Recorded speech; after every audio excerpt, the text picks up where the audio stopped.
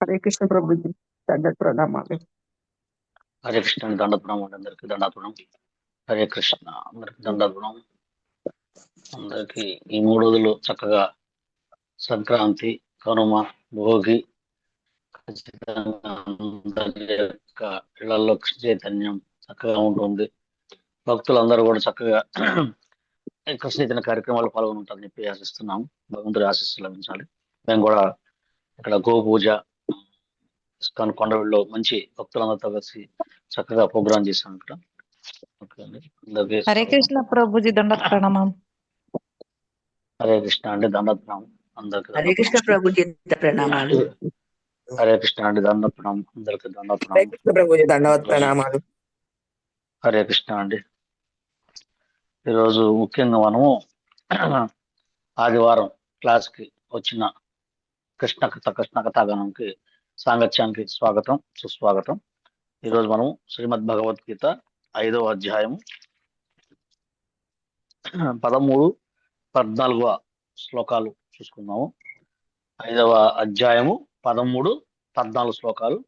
ఎవరైనా చదవాలనుకుంటే మనకు videos on చేయండి దయచేసి. తర్వాత ఈ అధ్యాయం పేరు కృష్ణ చైతన్య సహిత కర్మ అనే యొక్క దీని గురించి 13-14 శ్లోకాల్లో ఏం చెప్తున్నారు స్వామి. మనకి భగవద్గీతలోని 5 అంశాలు, ఈశ్వరుడు, జీవుడు, ప్రకృతి, కాలము, కర్మ. మరి ఈ శ్లోకాల ద్వారా ఏం చెప్తున్నాడు, ఈశ్వరుడు జీవుడికి ప్రకృతికి ఉన్న సంబంధం ఏమిటి అనేది మనం చూసుకుంటాము. ముఖ్యంగా మంగళాచరణ చేసుకొని తర్వాత మనం స్టార్ట్ చేద్దాం. ఓం అజ్ఞానతిమిరాంధస్య జ్ఞానాంజనశలాకయా చక్షురున్మిళితం యేన తస్మై శ్రీ గురవే నమః. శ్రీ చైతన్య మనోభీష్టం స్థాపితం యేన భూతలే స్వయం రూపః కదా మహ్యం దదాతి స్వపదాంతికం. వందేహం శ్రీగురో శ్రీయుతాపదకమలం శ్రీగురోన్ వైష్ణవాంశ శ్రీరూపం సాగ్రజాతం సాగణ రఘునాథాన్వితం తం సజీవం సాద్వైతం సావధూతం పరిజన సహితం కృష్ణ చైతన్య దేవం శ్రీ రాధా కృష్ణ పాదాన్ సహగణ లలితా శ్రీ విశాఖాన్వితాంశ. నమో ఓం విష్ణుపాదాయ కృష్ణ ప్రేష్టాయ భూతలే శ్రీమతే జయ పతాకా స్వామినితి నామినే. నమ ఆచార్య పాదాయ నితాయ కృపపదాయినే గౌరకథా దామదాయ నగర గ్రామ తారిణే. నమో ఓం విష్ణుపాదాయ కృష్ణ ప్రేష్టాయ భూతలే శ్రీమతే భక్తి వేదాంత స్వామినితి నామినే. నమస్తే సారస్వతీ దేవి గౌరవాణి ప్రచారిణి నిర్విశేష శూన్యవాది పాశ్చాత్య దేశతారిణి. జయ శ్రీ కృష్ణ చైతన్య ప్రభు నిత్యానంద శ్రీ అద్వైత గదాధర శ్రీవాసాది గౌరభక్త వృంద. హరే కృష్ణ కృష్ణ కృష్ణ హరే హరే హరే రామ రామ రామ హరే హరే.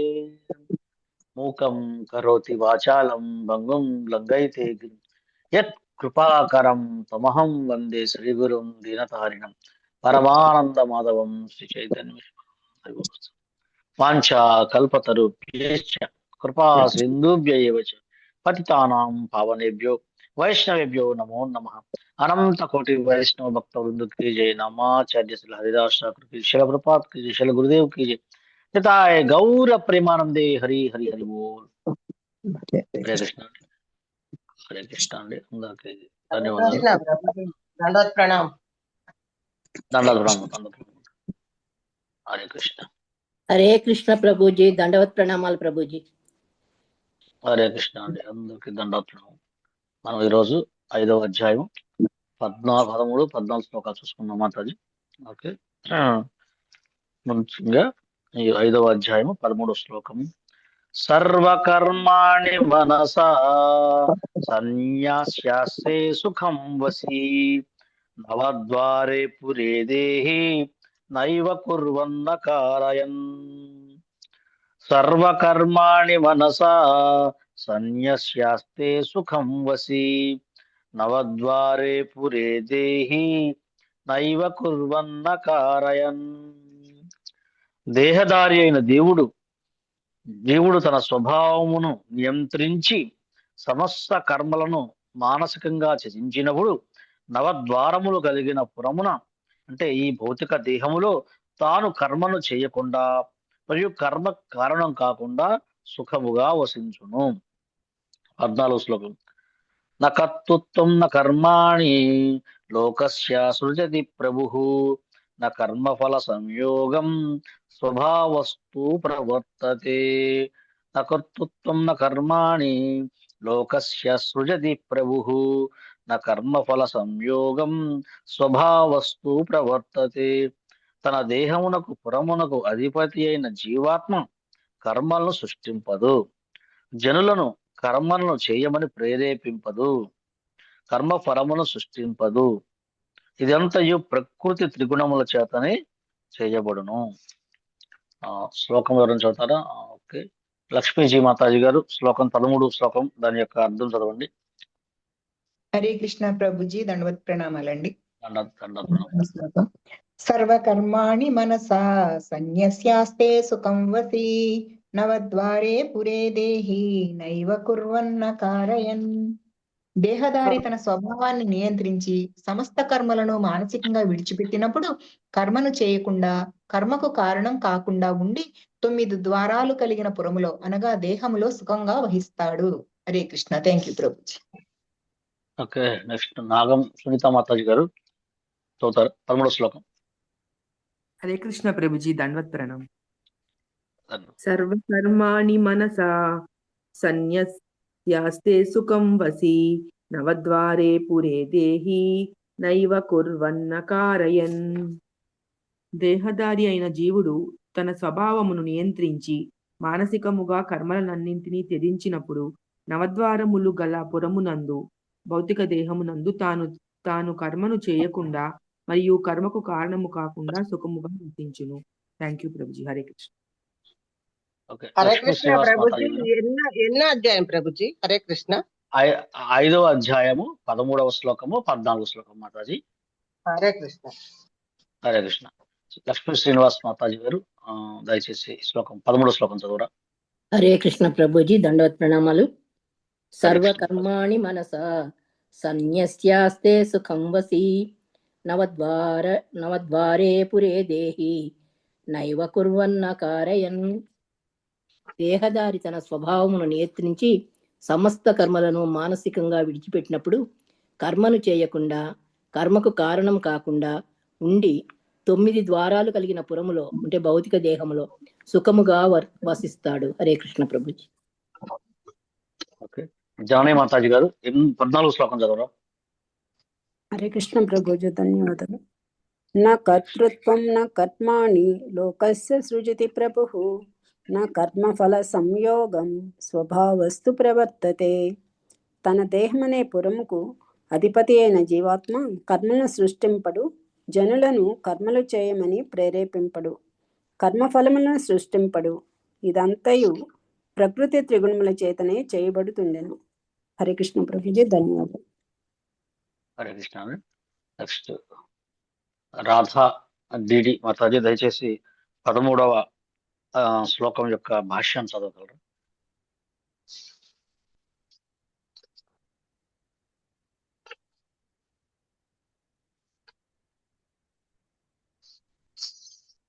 హరే కృష్ణ ప్రభుజీ, నాన్న ప్రభుజీ. అవును మాతాజీ, చదవండి 13వ శ్లోకం యొక్క భాష్యాన్ని చదవండి. బద్ధజీవుడు నవద్వారములు గల పురమునందు నివసించను. దేహ కర్మలను స్వాభావిక గుణములను అనుసరించి వాటంతటిను అవే అప్రయత్నంగా నిర్వహించబడను. దేహ పరిస్థితుల ప్రభావంకు లోనై ఉండేది జీవుడు ఒకవేళ తలచించో వాటిని అతీతుడుగాను కావచ్చును. జీవుడు తన ఉన్నత స్వభావంను మరచి దేహాత్మ భావనను పొందుట వలనే దుఃఖములను నొందుచున్నాడు. శ్రీకృష్ణ భక్తి భావంలో అతడు తన సహజ స్థితిని పునరుద్ధరించుకొని బంధము నుండి ముక్తుడు కాగలడు. కనుకనే శ్రీకృష్ణ భక్తి పరాయణుడైన అంతనే మనుషుడు శీఘ్రంగా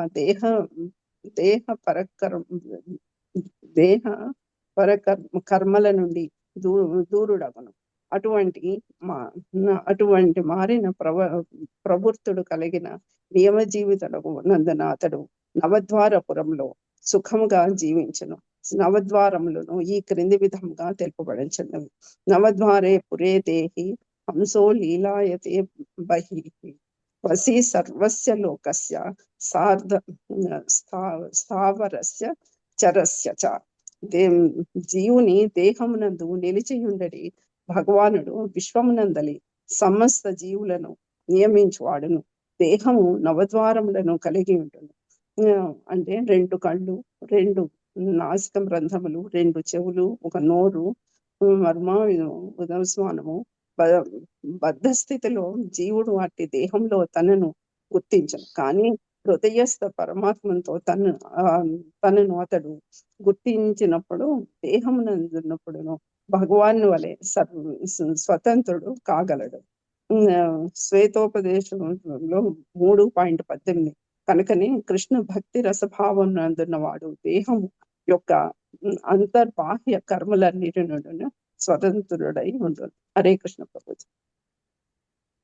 Hare Krishna. Okay, thank you. Hare Krishna. ఇందాక సదం వారు ఉన్నారండి. ఇంకా సునీత లక్ష్మీ మాతాజీ. హరే కృష్ణ. పేరు చెప్పండి. ఎవరండి? లక్ష్మి. చదవండి మాతాజీ. 14వ శ్లోకం యొక్క భాషలో ఇందా చదవకపోతే. హరే కృష్ణ. 7వ అధ్యాయములో వివరింపబడినట్లుగా జీవుడు భగవంతుని శక్తులలో లేదా ప్రకృతిలో ఒకడైన భగవానుని వేరొక ప్రకృతి అల్పమైనదిగా పిలువబడేది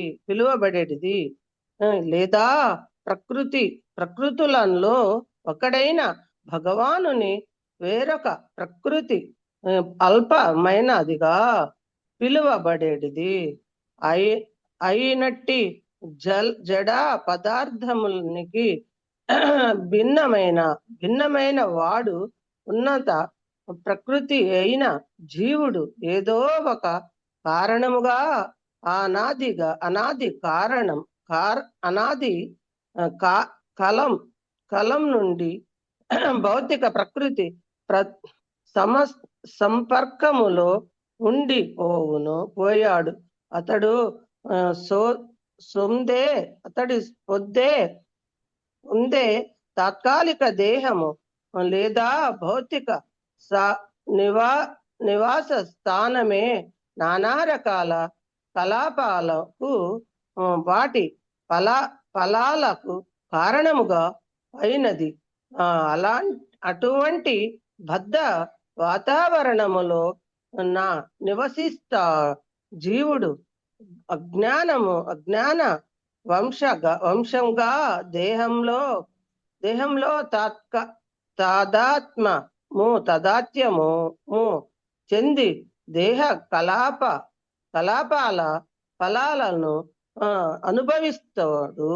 అనంత కాలం నుండి కలిగిన జ్ఞానమే దేహ పరమైన సుఖ దుఃఖాలకు కారణము.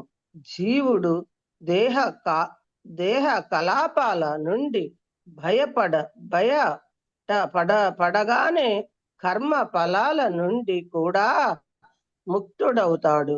దేహపురంలో ఉన్నంత వరకు అతడు దానికి అధిపతిగా కనిపించిన నిజానికి అతడు దాని యజమాని గాని దాని కర్మ ఫలాల నియామకుడు గాని కాడు. అతడు కేవలము జీవన జీవన సంఘర్షణ చేస్తూ భవసాగరము మధ్యలో ఉన్నాడు. సముద్రపు పుటలలు అతనిని తల్లి క్రిందలు చేస్తుంటాయి. వాటిపై అతనికి నియంత్రణ ఉండదు. దివ్యమైన కృష్ణ భక్తి భావన ద్వారా నీళ్ల నుండి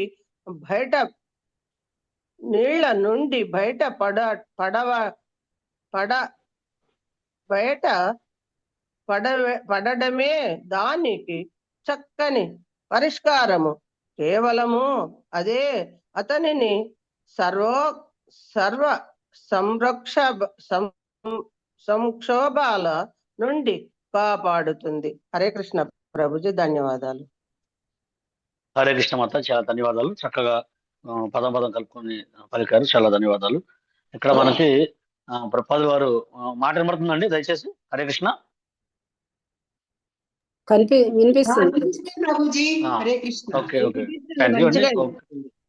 ఓకే మాతాజీ, థ్యాంక్ యూ. ఇక్కడ మనకి భాష్యంలో ప్రపాదుల వారు మనం చర్చించుకుంటే ఈ యొక్క భగవద్గీతను ప్రజెంట్ మనము ఈ 5వ అధ్యాయము 4, 13, 14 శ్లోకాల్లో కూడా చూసుకున్నట్టయితే ప్రకృతి, జీవుడు, ఈశ్వరుడికి ఉన్న సంబంధము, ప్రతి విషయాన్ని కూడా మనకి ఇక్కడ చాలా లోతుగా వివరించారు. ఇక్కడ ముఖ్యంగా ప్రపాద్ వారు కృష్ణుడు చెప్పినట్టుగా భాష్యంలో చెప్పారంటే మన యొక్క శరీరం నవద్వారపురము అని చెప్పేసి అంటారు అన్నమాట. అంతకుముందుగాని ఒక సాంగ్ కూడా ఏదో ఉంటుంది ఒకటి, తోలు తిత్తి ఇది తోలు తిత్తి తూడులు 9 తుస్సుమరట కాయం జీవా తెలుసుకో అపాయం అని ఒక పురాతనమైన గీతం కూడా ఉంటుంది. అంటే ఏంటంటే ప్రపాద్ వారు చెప్తున్నారు ఇక్కడ ఈ శరీరం 9 ద్వారాల యొక్క నగరంతో పోల్చారు. మనకి భాగవతం కూడా వస్తుంది.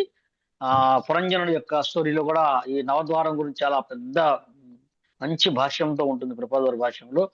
అందుకని ఈ యొక్క ఏదైతే 2 కళ్ళు, 2 చెవులు, నాసికారంధ్రాలు, నోరు, మల మూత్ర విసర్జన ద్వారాలు ఉన్నాయో, మరి ఈ యొక్క దేహదారి అంటే జీవుడు ఈ శరీరానికి యజమాని లాంటి వాడు, కానీ దాని కార్యకలాపాలకు బాధ్యుడు ఆయన కాదు. ఆయన లేనప్పుడు, ఎందుకంటే ఒకసారి ఈ దేహం, ఇంకోసారి ఇంకో దేహం ఉంటుంది కాబట్టి దీని యొక్క కార్యకలాపాలు, ఈ దేహంతో చేసే కార్యకలాపాలకి ఆయన బాధ్యుడు కాదు అని చెప్పేసి మనకి చెప్తున్నారు అనమాట. మరి సన్యాసం అంటే ఏంటి? ఇక్కడ ఏం చెప్పారన్న అకర్తృత్వం అంటే ఏంటంటే ఏమనుకోవాలంటే మనము మన పనులు మానడం కాదు, నేను కర్తని కాదు అని చెప్పి తెలుసుకోవటమే నిజమైన సన్యాసం కూడా మనకు అర్థమవుతుంది. మరి ఇక్కడ ప్రకృతి యొక్క పాత్ర ఏమిటి? దీంతో మనం చెప్పుకున్న ఈశ్వరుడు, జీవుడు, ప్రకృతి మధ్య సంబంధం ద్వారా మన శ్లోకం తెలుసుకుంటున్నాం. ఈ ప్రకృతి యొక్క పాత్ర ఏంటంటే ఈ శరీరం చేసే పనులన్నీ కూడా ప్రకృతి త్రిగుణాల వల్లే జరుగుతాయి. మరి జీవుడు కేవలము కోరుకుంటాడు, అయ్యా నాకు ఈ తన ఆలోచనలు డిజైన్ బట్టి ప్రకృతి ఏంటంటే నెరవేరుస్తుందంటే మనకి 3 రకాల గుణాలు ఉన్నాయి. 3 3 9 9 9 81. ఈ యొక్క 81 రకాల గుణం అంటే రజోగుణం, తమో గుణం, తమో గుణం, సత్వగుణం అట్లా రకరకాలుగా ఈ 81 రకాల గుణాల నుంచి అనుసరించే ఈ కార్యకలాపాలన్నీ జరుగుతాయి. దానివల్ల బంధించబడతాడని చెప్తూ మరి ఇక్కడ ఈశ్వరుడు యొక్క భగవంతుని పాత్ర ఏంటంటే భగవంతుడు జీవుడికి స్వేచ్ఛనిచ్చాడు, స్వల్ప స్వతంత్రం ఇచ్చాడు అనమాట. అందువల్ల కానీ ఎవరి కర్మఫలాలకి ఆయన బాధ్యుడు కానే కాదు. మన ఒక 4-5 సంవత్సరాల క్రితం మనందరం చూసాం, ప్రపంచాన్ని అంతా కూడా ఊపేసింది ఒక మహమ్మారి కరోనా. ఆ కరోనా వచ్చేదాకా భగవంతుని ఎవరు ప్రార్థించలేదు, కానీ కరోనా వచ్చినాక నువ్వే ఎందుకు ఇలా చేసావు, మరి నువ్వే సృష్టించావు కదా, ఇటువంటి రోగాన్ని ఎందుకు తీసుకొచ్చావు, మరి నువ్వేం చేస్తున్నావు, చూస్తున్నావా, అట్లా రకరకాలుగా అని కామెంట్ చేయడం చాలా మంది మనం చూసాం. భగవంతుడు ఏమి మనకేం ఇచ్చాడు? ఆయన అయ్యా చక్కగా దేవతల్ని, అలాగే మనుషుల్ని, రకరకాలైన అవకాశాలని సృష్టిలో సమస్తమైన వాటిని చక్కగా ఏర్పాటు చేసి మీరందరూ కూడా యజ్ఞం చేసుకొని సుఖభాగులు కండి చెప్పి మన 3వ అధ్యాయంలో కూడా వివరించారు. మన చక్కగా ఒకళ్ళనొకళ్ళు సహకరించుకోండి అని చెప్పారు. కానీ ఎప్పుడైతే జీవుడు ఈ యొక్క దానవ స్వభావం భగవంతుడిని వదిలేసేసి నేనే బతకాలి, నేనే ఎంజాయ్ చేయాలని చెప్పేసి కోరిక ఇచ్చే వంట వాళ్ళు ఏముందంటే యజ్ఞాలు అన్ని ఆపేసేసి మరి నేనే సృష్టిని కొనసాగిస్తానని చెప్పేసి దానికి సృష్టికి వ్యతిరేకంగా డిఫరెంట్ చేయడం వల్ల ఏమైందంటే రకరకాల సూక్ష్మజీవులు, రకరకాల మరి ఈ సృష్టి యొక్క సమతుల్యతాన్ని దెబ్బతీసి మొత్తం పాడు చేయటం వల్ల ఏమైంది, కరోనా వచ్చి కొన్ని లక్షల మంది చనిపోయారు అనమాట. అందువల్ల దీనికి భగవంతుడికే సంబంధం లేదు, భగవంతుడి బాధ్యత కాదు. ఎవరైతే మరి ఈ విధంగా సృష్టిని తమ చేతిలో తీసుకోవాలనుకుంటున్నప్పుడు మరి వారు సహకరిస్తున్న జనాలకు కూడా శిక్ష అనేది తప్పదు అని చెప్పేసి చెప్తున్నాం అన్నమాట. ఇక్కడ మనం ఒక చిన్న స్టోరీలో చూసుకుంటే ఒక ఒక మొదటిసారి ఒక వ్యక్తి అంటే తను కర్త కాదు అని చెప్పేసి తెలుసుకోవాలంటే ఒక చిన్న గ్రామీణం నుంచి వచ్చిన ఒక విలేజ్ నుంచి ఒక వ్యక్తి విమానం ఎక్కాడు అనమాట. ఆ నెత్తి మీద ఉన్న ఆ మూట ఏదైతే ఉందో అది దింపకుండా తన తల మీద పెట్టుకున్నాడు. ఎవరు అడిగారన్నమాట, అయ్యా నీకు ఎందుకయ్యా అంత శ్రమ, దయచేసి ఆ మూటను దించు పక్కన పెట్టంటే ఆయన అన్నాడు, అయ్యో ఈ విమానం ఇప్పటికే చాలా మందిని మోస్తోంది, మళ్ళీ నా మూట బరువు కూడా ఎందుకండి పాపం, నేనే పెట్టుకుంటాను, నేనే మోస్తానని చెప్పేసి అన్నాడు అన్నమాట. అంటే ఏంటి, ఈ ఎందుకు ఆర్డర్ తీసుకోవాలి, ఈ విమానం అనేది భగవంతుని యొక్క శక్తి మన మూటను మోస్తోంది, కానీ నేనే మోస్తున్నాను, నేనే కర్తని, నేనే దీని మొత్తానికి చేస్తున్నాను అనుకోవటం ఆ యొక్క అజ్ఞానం. ఆ ప్రయాణికుడు ఎలా అజ్ఞానం ఉంటున్నాడు, ఎందుకంటే ఆ మూట ఆయన్ని మొత్తం కూడా విమానం మోస్తుంది అనమాట. అలాగే మన యొక్క కార్యకలాపాలని అన్ని కూడా ప్రకృతి నిర్వహిస్తోంది, మనం కేవలము ఆ దేహంలో కూర్చొని ఉన్నాం, మన కర్తలం కాదు అని చెప్పేసి మనం అర్థం చేసుకోవాలన్నమాట. ఇంకొకటి చూసుకుంటే ఒక తోలుబొమ్మలాట జరుగుతుంది. తోలుబొమ్మలాట జరుగుతున్నప్పుడు ఈ తోలుబొమ్మలు కొట్టుకుంటున్నట్టు ఉంటాయి అనమాట, టక్టక్ కొట్టుకుంటున్నాడు, కానీ వెనకండి సూత్రధారి వాటిని ఆడిస్తుంటాడు అనమాట. అందువల్ల మరి 5వ అధ్యాయం 14 శ్లోకం ప్రకారం మనం ఏంటంటే ఇక్కడ ఏం చెప్పారు, జీవాత్మ దేవాది దేవుని శక్తుల్లో ఒకటి, అతను మరొక శక్తి అయిన భౌతిక ప్రకృతికి భిన్నుడు అని చెప్తున్నాడు అనమాట. అంటే ఏంటంటే నేను ఈ త్రిగుణాలు ఏదైతే ఉన్నాయో సత్వ రజ తమో గుణాలు మనల్ని ఆడిస్తున్నాయి, నేను చేస్తున్నాను అనుకోవటం అనేది ఒక భ్రమ.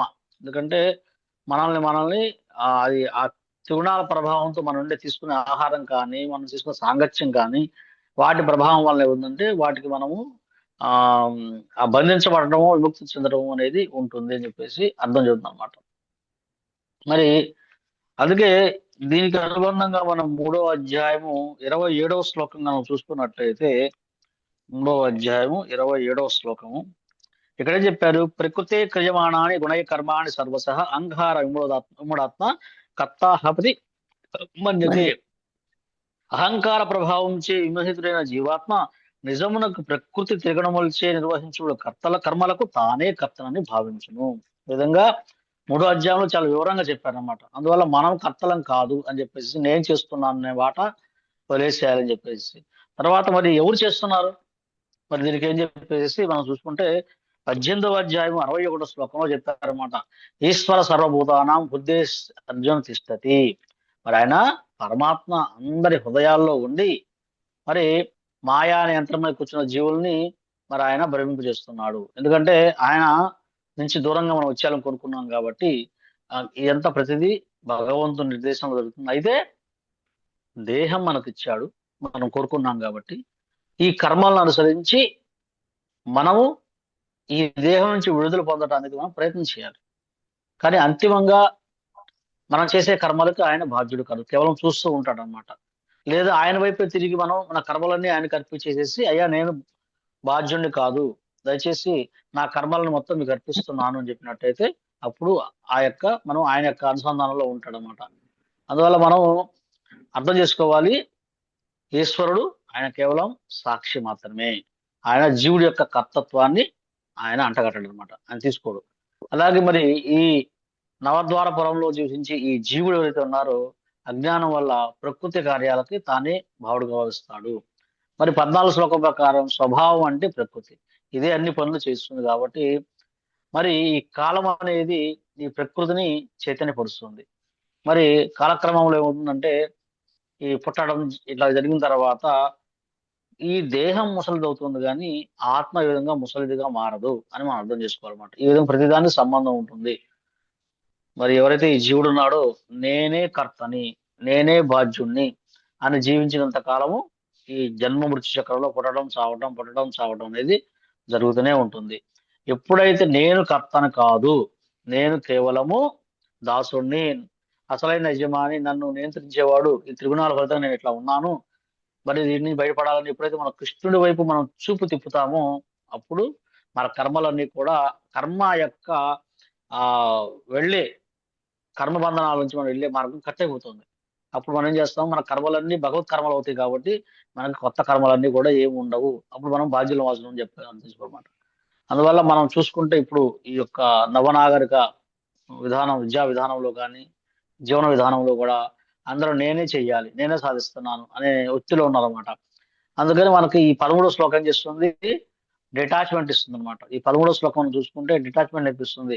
నీ బాధ్యత నువ్వు చెయ్యి, కానీ ఫలితం నీ చేతిలో లేదు. మనం చూసాం కదా, కృష్ణుడు అర్జునుడికి అంతిమంగా బోధించినదే కదా, నీ ప్రయత్నం నువ్వు చెయ్యి, ఫలితము నేను చూసుకుంటాను, నాకు అర్పించేసేసి, లేకపోతే దానికి నువ్వు బాధ్యత వహించాల్సి వస్తుంది అని చెప్పేసి మనం అర్థం చేసుకోవాల్సింది. మరి ఈ శరీరానికి యజమానులే కానీ దాని కార్యకలాపాలను నియంత్రించలేవు.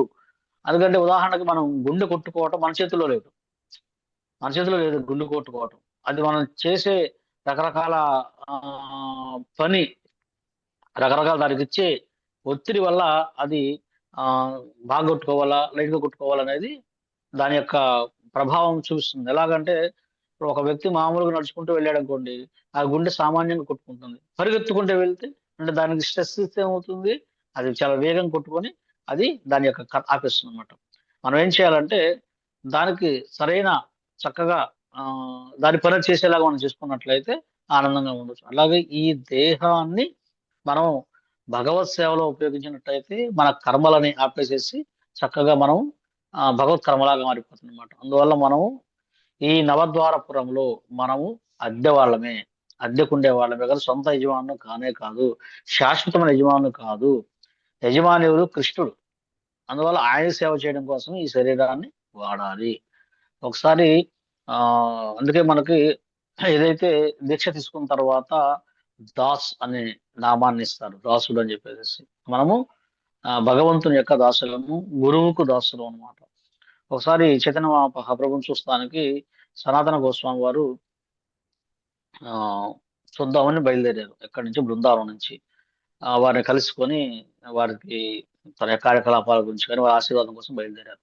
అయితే ఏమైందంటే ఈ కొంత సమయంలో వారికి స్నానం చేసినప్పుడు ఒక రకమైన హెల్త్ ప్రాబ్లం వచ్చింది అనమాట.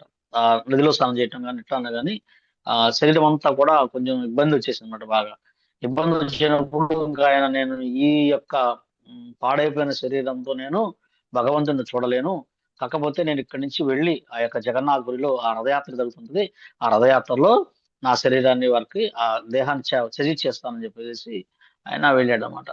వెళ్ళేసేసి మరి వెళ్ళిన తర్వాత ఏమైందంటే చైతన్య మహాప్రభుని చూశారు. చూసిన తర్వాత ఆయన వెళ్ళిన ఉద్దేశం ఏంటి, భగవంతుడు కలుసుకోవడానికి వెళ్ళాడు, కానీ శరీరానికి అసౌకర్యం కలిగింది, ఆయన శరీరాన్ని త్యజించేద్దాం అనుకున్నాడు. కానీ చైతన్య మహాప్రభుని చూశారు. చూసిన చైతన్య మహాప్రభు దగ్గరికి వెళ్ళలేదు ఈయన, సనాతన కోసం వెళ్ళకపోయినప్పుడు ఆయన స్వయంగా వచ్చాడు.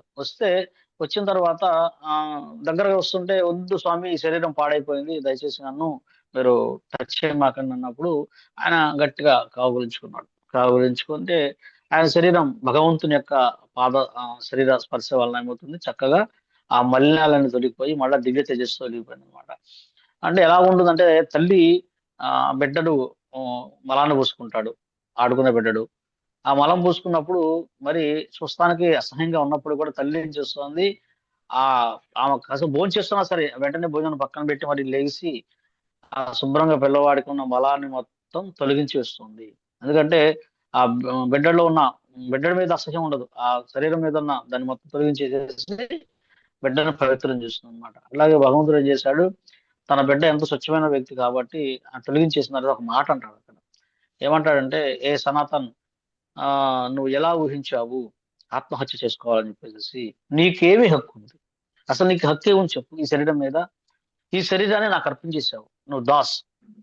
ఎప్పుడైతే గురువును స్వీకరించావో, గురువును స్వీకరించిన తర్వాత ఈ దేహంతో నీది కాదు, ఇది నాది, నీ దేహంతో నాకు చాలా పని ఉంది, అందుకని నీకేమి హక్కు ఉందో, నీది కాని దాన్ని నువ్వు ఎలా అర్పించాలనుకున్నావు, నీకు లేదు అసలుకి, నువ్వు మొత్తం ఏదైతే దీక్ష తీసుకుందో నాకు అర్పించేసావు.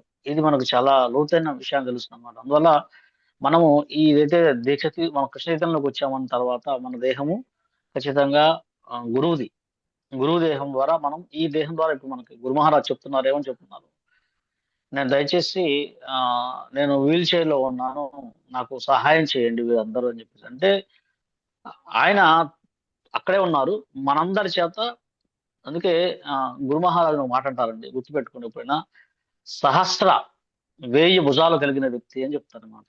జై హోలీనెస్ పరంపూజ జయప్రతాప్ స్వామి గురు మహారాజుని 1000 చేతులు కలిగిన వ్యక్తిగా చెప్తారనమాట. ఎందుకంటే ఒక 1000 చేతులు కలిగిన వ్యక్తి ఎలాగైతే సేవ చేస్తారో, ప్రభుపాద వారి ఉద్యమం కోసం వారు తను ఒకే సమయంలో ఎన్నో రకరకాలైన కార్యకలాపాలు చేస్తున్నారు అనమాట. అందువల్ల ఎందుకని, కేవలం గురువుకి నేను మాట ఇచ్చాను, గురువు నాకు ఆజ్ఞ ఇచ్చాడు, ఈ దేహం గురువు ఇచ్చిన దేహం అని చెప్పేసి ఆయన గురువు యొక్క నిష్టలో ఉన్నారనమాట. అందువల్ల మనం అర్థం చేసుకొని నేను చేస్తున్నాను అనే అహంకారాన్ని మనం విడనాడేసేసి కర్తృత్వ అహంకారాన్ని వేయడం వల్ల మరి ఈ విధంగా మనం చక్కగా చేసుకున్నట్టయితే, ఇంకొక 2 చిన్న స్టోరీస్ కూడా చెప్తాను. ఇంకోటి ఏంటంటే, మనకు భాగవతంలో వస్తుంది, అలాగే బాగా చాలా ఫేమస్ కృష్ణ కర్ణామృతం అని చెప్పేసి ఒక దివ్యగా ఉందన్నమాట.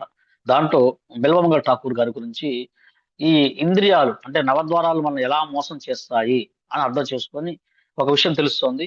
ఆ వీటిని ఆ యొక్క ఇంద్రియాల మోహంలో పడితే ఎలా ఉంటుంది, ఇంద్రియాలని భగవంతుడి సేవలో ఉంటే ఎలా ఉంటుందని చెప్పేసి బిల్వమంగళ ఠాకూర్ యొక్క చరిత్రం చాలా అద్భుతమైంది. అయితే నేను ఇస్కాన్ లోకి రాకముందు నేను ఎప్పుడు కూడా మాకు పెట్టేవాళ్ళు కొంతమంది, చింతామణి అని ఒక నాటకం పెట్టేవాళ్ళు.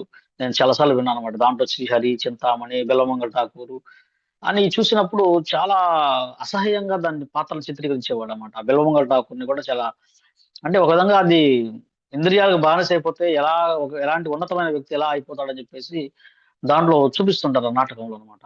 కానీ నాకు ఇస్కాన్ లోకి వచ్చిన తర్వాత బిల్వమంగళ ఠాకూర్ అనే ఒక శుద్ధ భక్తుడు అనే విషయాన్ని నాకు తర్వాత తెలిసిందనమాట. ఆ తర్వాత నేను కొన్ని ఆయన గురించి కూడా నేను చూశాను చాలా చక్కగా. ఇక మనకేం చెప్తున్నారంటే, ఈ బిల్వమంగళ ఠాకూర్ అనే ఆయన ఒకప్పుడు స్త్రీమోహంలో పడి తన యొక్క నవద్వార పురాన్ని, ఇక్కడ 13వ అధ్యాయం 14 చెప్పినట్టుగా నవద్వార పురాన్ని కేవలం ఇంద్రియ సుఖాల కోసం వాడాడు.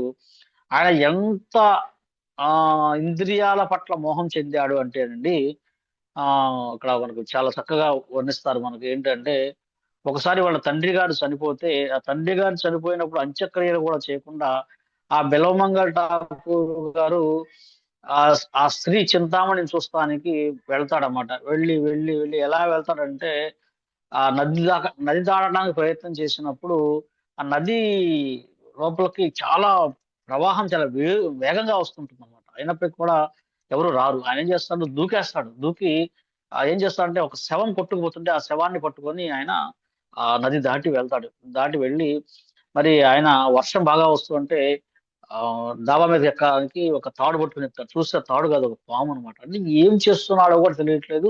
ఆ నవద్వారంలో ఉన్న ఆ ఇంద్రియాలను సంతృప్తి పడటం కోసం ఆయన ఆ అయిందనమాట. అయిన తర్వాత మరి అక్కడికి వెళ్ళిన తర్వాత ఆ చింతామణి ఏదైతే ఉందో ఆమె చెప్తుందనమాట, నువ్వు గనక నా మీద చూపించిన ఈ యొక్క మోహంలో, నా మీద చూపించిన ఇష్టంలో, నా మీద చూపించిన ఈ ప్రేమలో ఏదైతే ఉందో, అది భగవంతుని మీద నువ్వు చూపించినట్టయితే ఎంతో బాగుండేది. నేను మీ ద్వారానే భగవంతుని ప్రేమించడం నేర్చుకున్నాను. నా యొక్క ఈ శరీరం మీద ఇంత వ్యామోహం కాదు.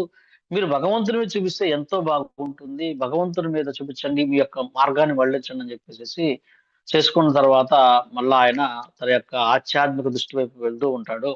మళ్ళీ ఆ విధంగా తన యొక్క జీవనాన్ని కొనసాగిస్తూ ఆయన బృందావనం వెళ్తూ ఉంటే, ఒకసారి ఏమవుతుందంటే, ఒక స్త్రీని చూసి మళ్ళా ఆమెకు చింతామణి అని గుర్తొస్తుంది అనమాట. అంటే తన ఇంద్రియాలు ఎప్పుడు కూడా, అందుకే చెప్తారు ప్రభుపాద వారు, మన ఇంద్రియాలు అది ఎప్పుడు ఏ వయసు అయినా సరే, ఎంత పెద్ద వయసు అయినా సరే అది రగులుతూనే ఉంటాయి. వాటిని మనం ఎప్పుడు చల్లారుస్తూనే ఉండాలి. ఎప్పుడు ఒక పెద్ద వయసు వచ్చిన తర్వాత కూడా ఇంద్రియాలు ఆగవన్నమాట. అందుకని చెప్పేసి వాడికి ఎప్పుడు భగవన్నామస్మరణతోటి వాటిని మనం ఆపేయాలన్నమాట, క్లోజ్ చేస్తూ ఉండాలి. ఆ యొక్క చింతామణి లాగా చూసి మళ్ళా తన యొక్క ఆమె అందాన్ని చూసినప్పుడు తన భర్త చెప్తాడన్నమాట, ఇది ఈమె చింతామణి కాదని చెప్పినప్పుడు మళ్ళా ఆయనకి గుర్తుకొస్తుంది, నేను నా ఇంద్రియాలు ఎంత దుర్మార్గంగా ఉన్నాయంటే ఆ ఎంత వయసు వచ్చినప్పుడు కూడా ఆమె యొక్క మొహం నుంచి భయపడలేదు. అందువల్ల దీనికి కారణం ఏంటంటే ఈ నేత్రాల ద్వారా నేను ఈ ఆమె రూపాన్ని చూడడానికి ప్రయత్నం చేస్తున్నాడు. తన కళ్ళు తానే పొడుచుకుంటాడు. పొడుచుకొని ఆ తర్వాత ఆ మనోఇంద్రియాలతోటి భగవంతుని స్మరించుకుంటూ బృందావనం వెళ్తాడు. తర్వాత భగవంతుడు ఆయనకి సాక్షాత్కరిస్తున్నాడు. ఇదంతా చాలా అద్భుతంగా ఉంటుంది అనమాట. అందులో అర్థం చేసుకోవాల్సిందంటే బెల్వమంగుళ ఠాకూర్ గ్రహించిన విషయం ఏంటంటే ఈ శరీరం నీ కళ్ళు అపరా ప్రకృతి సంబంధించి తప్పుదోవ పట్టిస్తున్నాయి. అందువల్ల మరి 13వ శ్లోకం ప్రకారం ఆయన ఏం చేశారంటే తన మనస్సుతోనే తన సర్వకర్మలను కూడా భగవంతునికి అంకితం చేసి ఇంద్రియాలని నియంత్రించి అంటే జితేంద్రియుడు అయ్యాడనమాట. అప్పటి నుంచి ఆయన బాహ్యమైన నేత్రాలు లేకపోయినప్పటికీ కూడాను అంతర్నేత్రంతో శ్రీకృష్ణ భగవాన్ని దర్శించాడు అనమాట. అంటే మనం అర్థం చేసుకోవాల్సిందంటే మన ఇంద్రియాలని ఆ ఇంద్రియాకి అధిపతి అయిన హృషికేశుడి యొక్క సేవలో ఉంచాలన్నమాట. అందువల్ల మనం ఈ యొక్క 13వ శ్లోకం బాగా అర్థం చేసుకోవాల్సిందంటే మన ఇంద్రియాలు అంటే కళ్ళు చెవులు ఈ నవద్వారం ఏదైతే ఉందో మనం బానిసలు కాకుండా వాటిని నడిపించే యజమానిగా ఉండి భగవత్ సేవలో ఉండాలని చెప్పేసి మనం చూసుకోవాలి.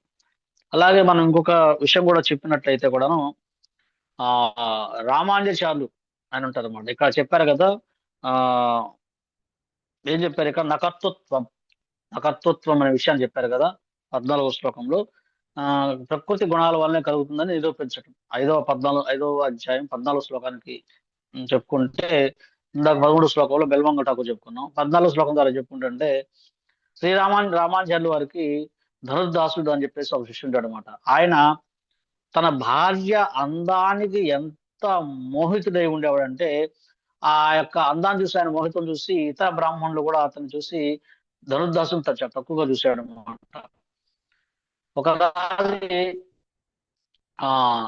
రామానుజాచార్యులు ఒక పరీక్ష పెట్టారనమాట. ఆ రాత్రి సమయంలో ఆ శిష్యులందరూ కూడా నిద్రిస్తుంటే రామానుజాచార్యులు ధనుర్దాసుని పిలిచి ఈ బ్రాహ్మణుల శిష్యుల బట్టల యొక్క చివరలను కత్తిరించమని చెప్పాడు అనమాట. ఆ బ్రాహ్మణ శిష్యుల బట్టలని మొత్తం కత్తిరించమని అనమాట.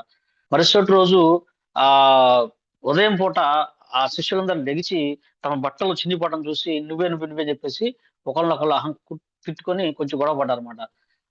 రామానుజాచార్యులు తర్వాత ఏం చేశారంటే ఆ ధనుర్దాసుని అయ్యా నువ్వు ఇంటికి వెళ్ళి అతని యొక్క భార్య నగల్ని దొంగిలించని చెప్పారు అనమాట. ఆ దొంగిలించమన్నాడు. వారు నగలు తీస్తున్నప్పుడు ఆమె నిద్రపోతున్నట్టు ఆమె నిద్రపోతున్నట్టు నుంచి నగలు తీసుకోవడానికి పక్కకు తిరిగింది అనమాట. వారు భయపడి ఆ సగం నగలతో పారిపోయారన్నమాట. ఎలాగంటే ధనుర్దాస్ ఏమన్నాడంటే నువ్వెందుకు డిస్టర్బ్ చేశావు, నువ్వెందుకు కదిలావు, నువ్వు అంటే అయ్యా నేను కదలలేదు, నేను కొద్దిగా నగలు తీసుకోవడానికి వీలుగా నా శరీరాన్ని పక్కకి తిప్పాను అంతే. అంటే ఏంటంటే వాళ్ళకి ధనం మీద వ్యామోహం లేదు. ఫస్ట్ బాగా వ్యామోహం ఉండేది, తర్వాత వ్యామోహం అంతా పోయి గురువు యొక్క సేవలో ఉండటం వల్ల ఈ ధనుర్దాసు భగవంతుని సేవలో ఉన్నాడు. ఇక్కడ విషయం ఏంటంటే వాళ్ళేమో అక్కడ బట్టల కోసం గొడవ పడుతున్నారు, కానీ ధనుర్దాసు ఫస్ట్ ఇంద్రియాలకి దాసుడుగా ఉన్నాడు. తర్వాత గురువు యొక్క సేవలో ఉండి తను ఎంతో బంగారం ధనం ఉన్నప్పటికి కూడాను చక్కగా వాటి మీద మోహమే లేదు. ఇది భగవంతుడు అర్పితంగా అర్పుకున్నాడు అన్నమాట. ఇక్కడ ఎంత అర్థమవుతుందంటే ప్రకృతి త్రిగుణాల వల్ల మనము ఆయన ధనుర్దాసి ఏమనుకున్నాడంటే ఓకే నగలు పోయినా పర్వాలేదు, ఇదంతా ప్రకృతి సిద్ధంగా సహజంగా జరుగుతుంటుందని చెప్పేసి ఆయన అనుకున్నాడు. కానీ ఈ యొక్క కొంతమంది శిష్యులు ఏంటంటే ఆ చిన్న వాటికి గొడవ పడుతూ ఉన్నారన్నమాట. అందులో మనం అర్థం చేసుకోవాలి ఏంటంటే ఈ శరీరం మీద మనము ప్రేమ పెంచుకోకూడదు, మమకారం పెంచుకోకూడదు.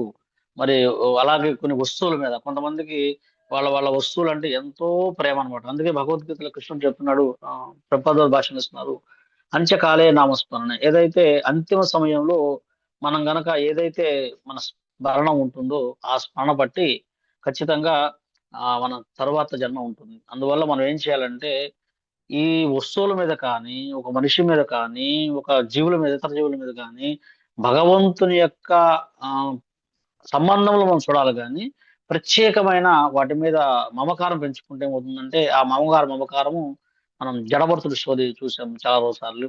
మళ్ళా నెక్స్ట్ జన్మలో ఆ విధంగా తీసుకోవాల్సిన అవసరం ఉంటుంది, శరీరం తీసుకోవాల్సి వస్తుంది. కాబట్టి అయ్యా దయచేసి మనము ఈ యొక్క శరీరాన్ని, ఈ నవద్వార పురాన్ని మనం భగవంతుని సేవలో కనుక ఉన్నట్టయితే చాలా చక్కగా మనకి ఉపయోగపడుతుందని చెప్పాడు అనమాట.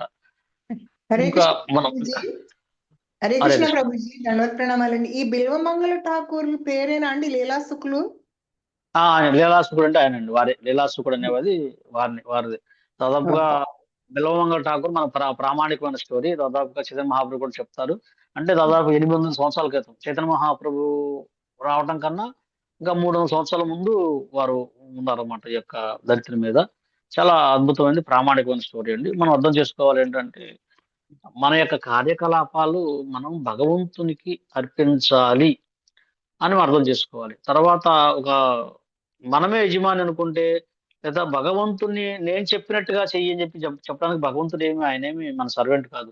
కాదే భగవంతునికి ప్రేమతో గనక చేస్తే చాలా బాగుంటుంది. ఒకసారి ఏమవుతుందంటే ఒక ఆర్మీలో ఉండే ఒక వ్యక్తి ఉండేవాడు అన్నమాట. ఆయన ఏంటంటే బాగా యుద్ధం చేసేవాడు. అతనికి ఎన్నో మెడల్స్ అన్ని వచ్చింది. అప్పుడు అనుకునేవాడు నేనే యజమానిని, నేనే అసలు ఎట్లా యుద్ధం చేస్తాను అనుకున్నాను, ఎంతమంది చంపాను, నా యొక్క ప్రతిభ వల్లనే నాకు మెడల్స్ వచ్చినాయని చెప్పేసి ఆయన చాలా గర్వంగా ఉండేవాడు అనమాట. అలాగా కొన్ని యుద్ధాలు పాల్గొన్నాడు చాలా చక్కగా. అయితే ఒకసారి ఏమైందంటే ఆయన ఈ యుద్ధాలు పెరిగే కొద్దీ అతని యొక్క స్థాయి కూడా పెరుగుతూ ఉంది. ఒకసారి పెద్ద యుద్ధం జరిగింది ఈ రెండు దేశాల మధ్య. జరిగినప్పుడు ఆయన ఈ యుద్ధం చేసే క్రమంలో తను బోర్డర్ దాటి వేరే దేశానికి వెళ్ళాడు. సో అది శత్రుత్వ దేశంలోకి వెళ్ళాడు.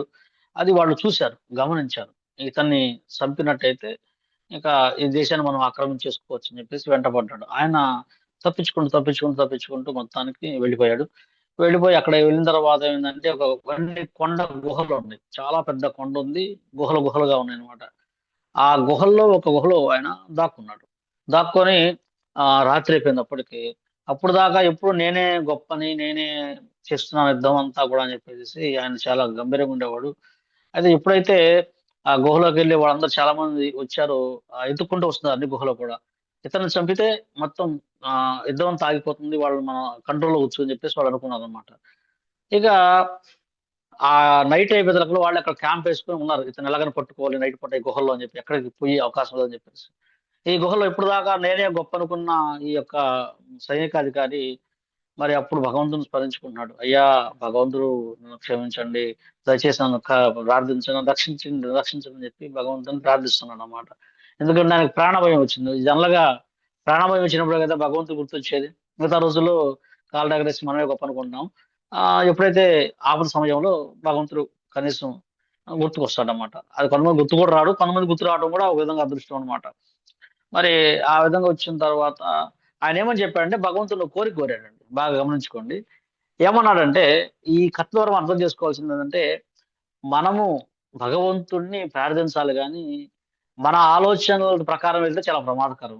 అందుకని మన యొక్క అన్ని కూడా భగవంతుడికి నియంత్రణలో మనం వెళ్ళినట్టయితే బాగుంటుంది. మన నియంత్రణలో పెట్టుకోవడం కష్టం. ఈ యొక్క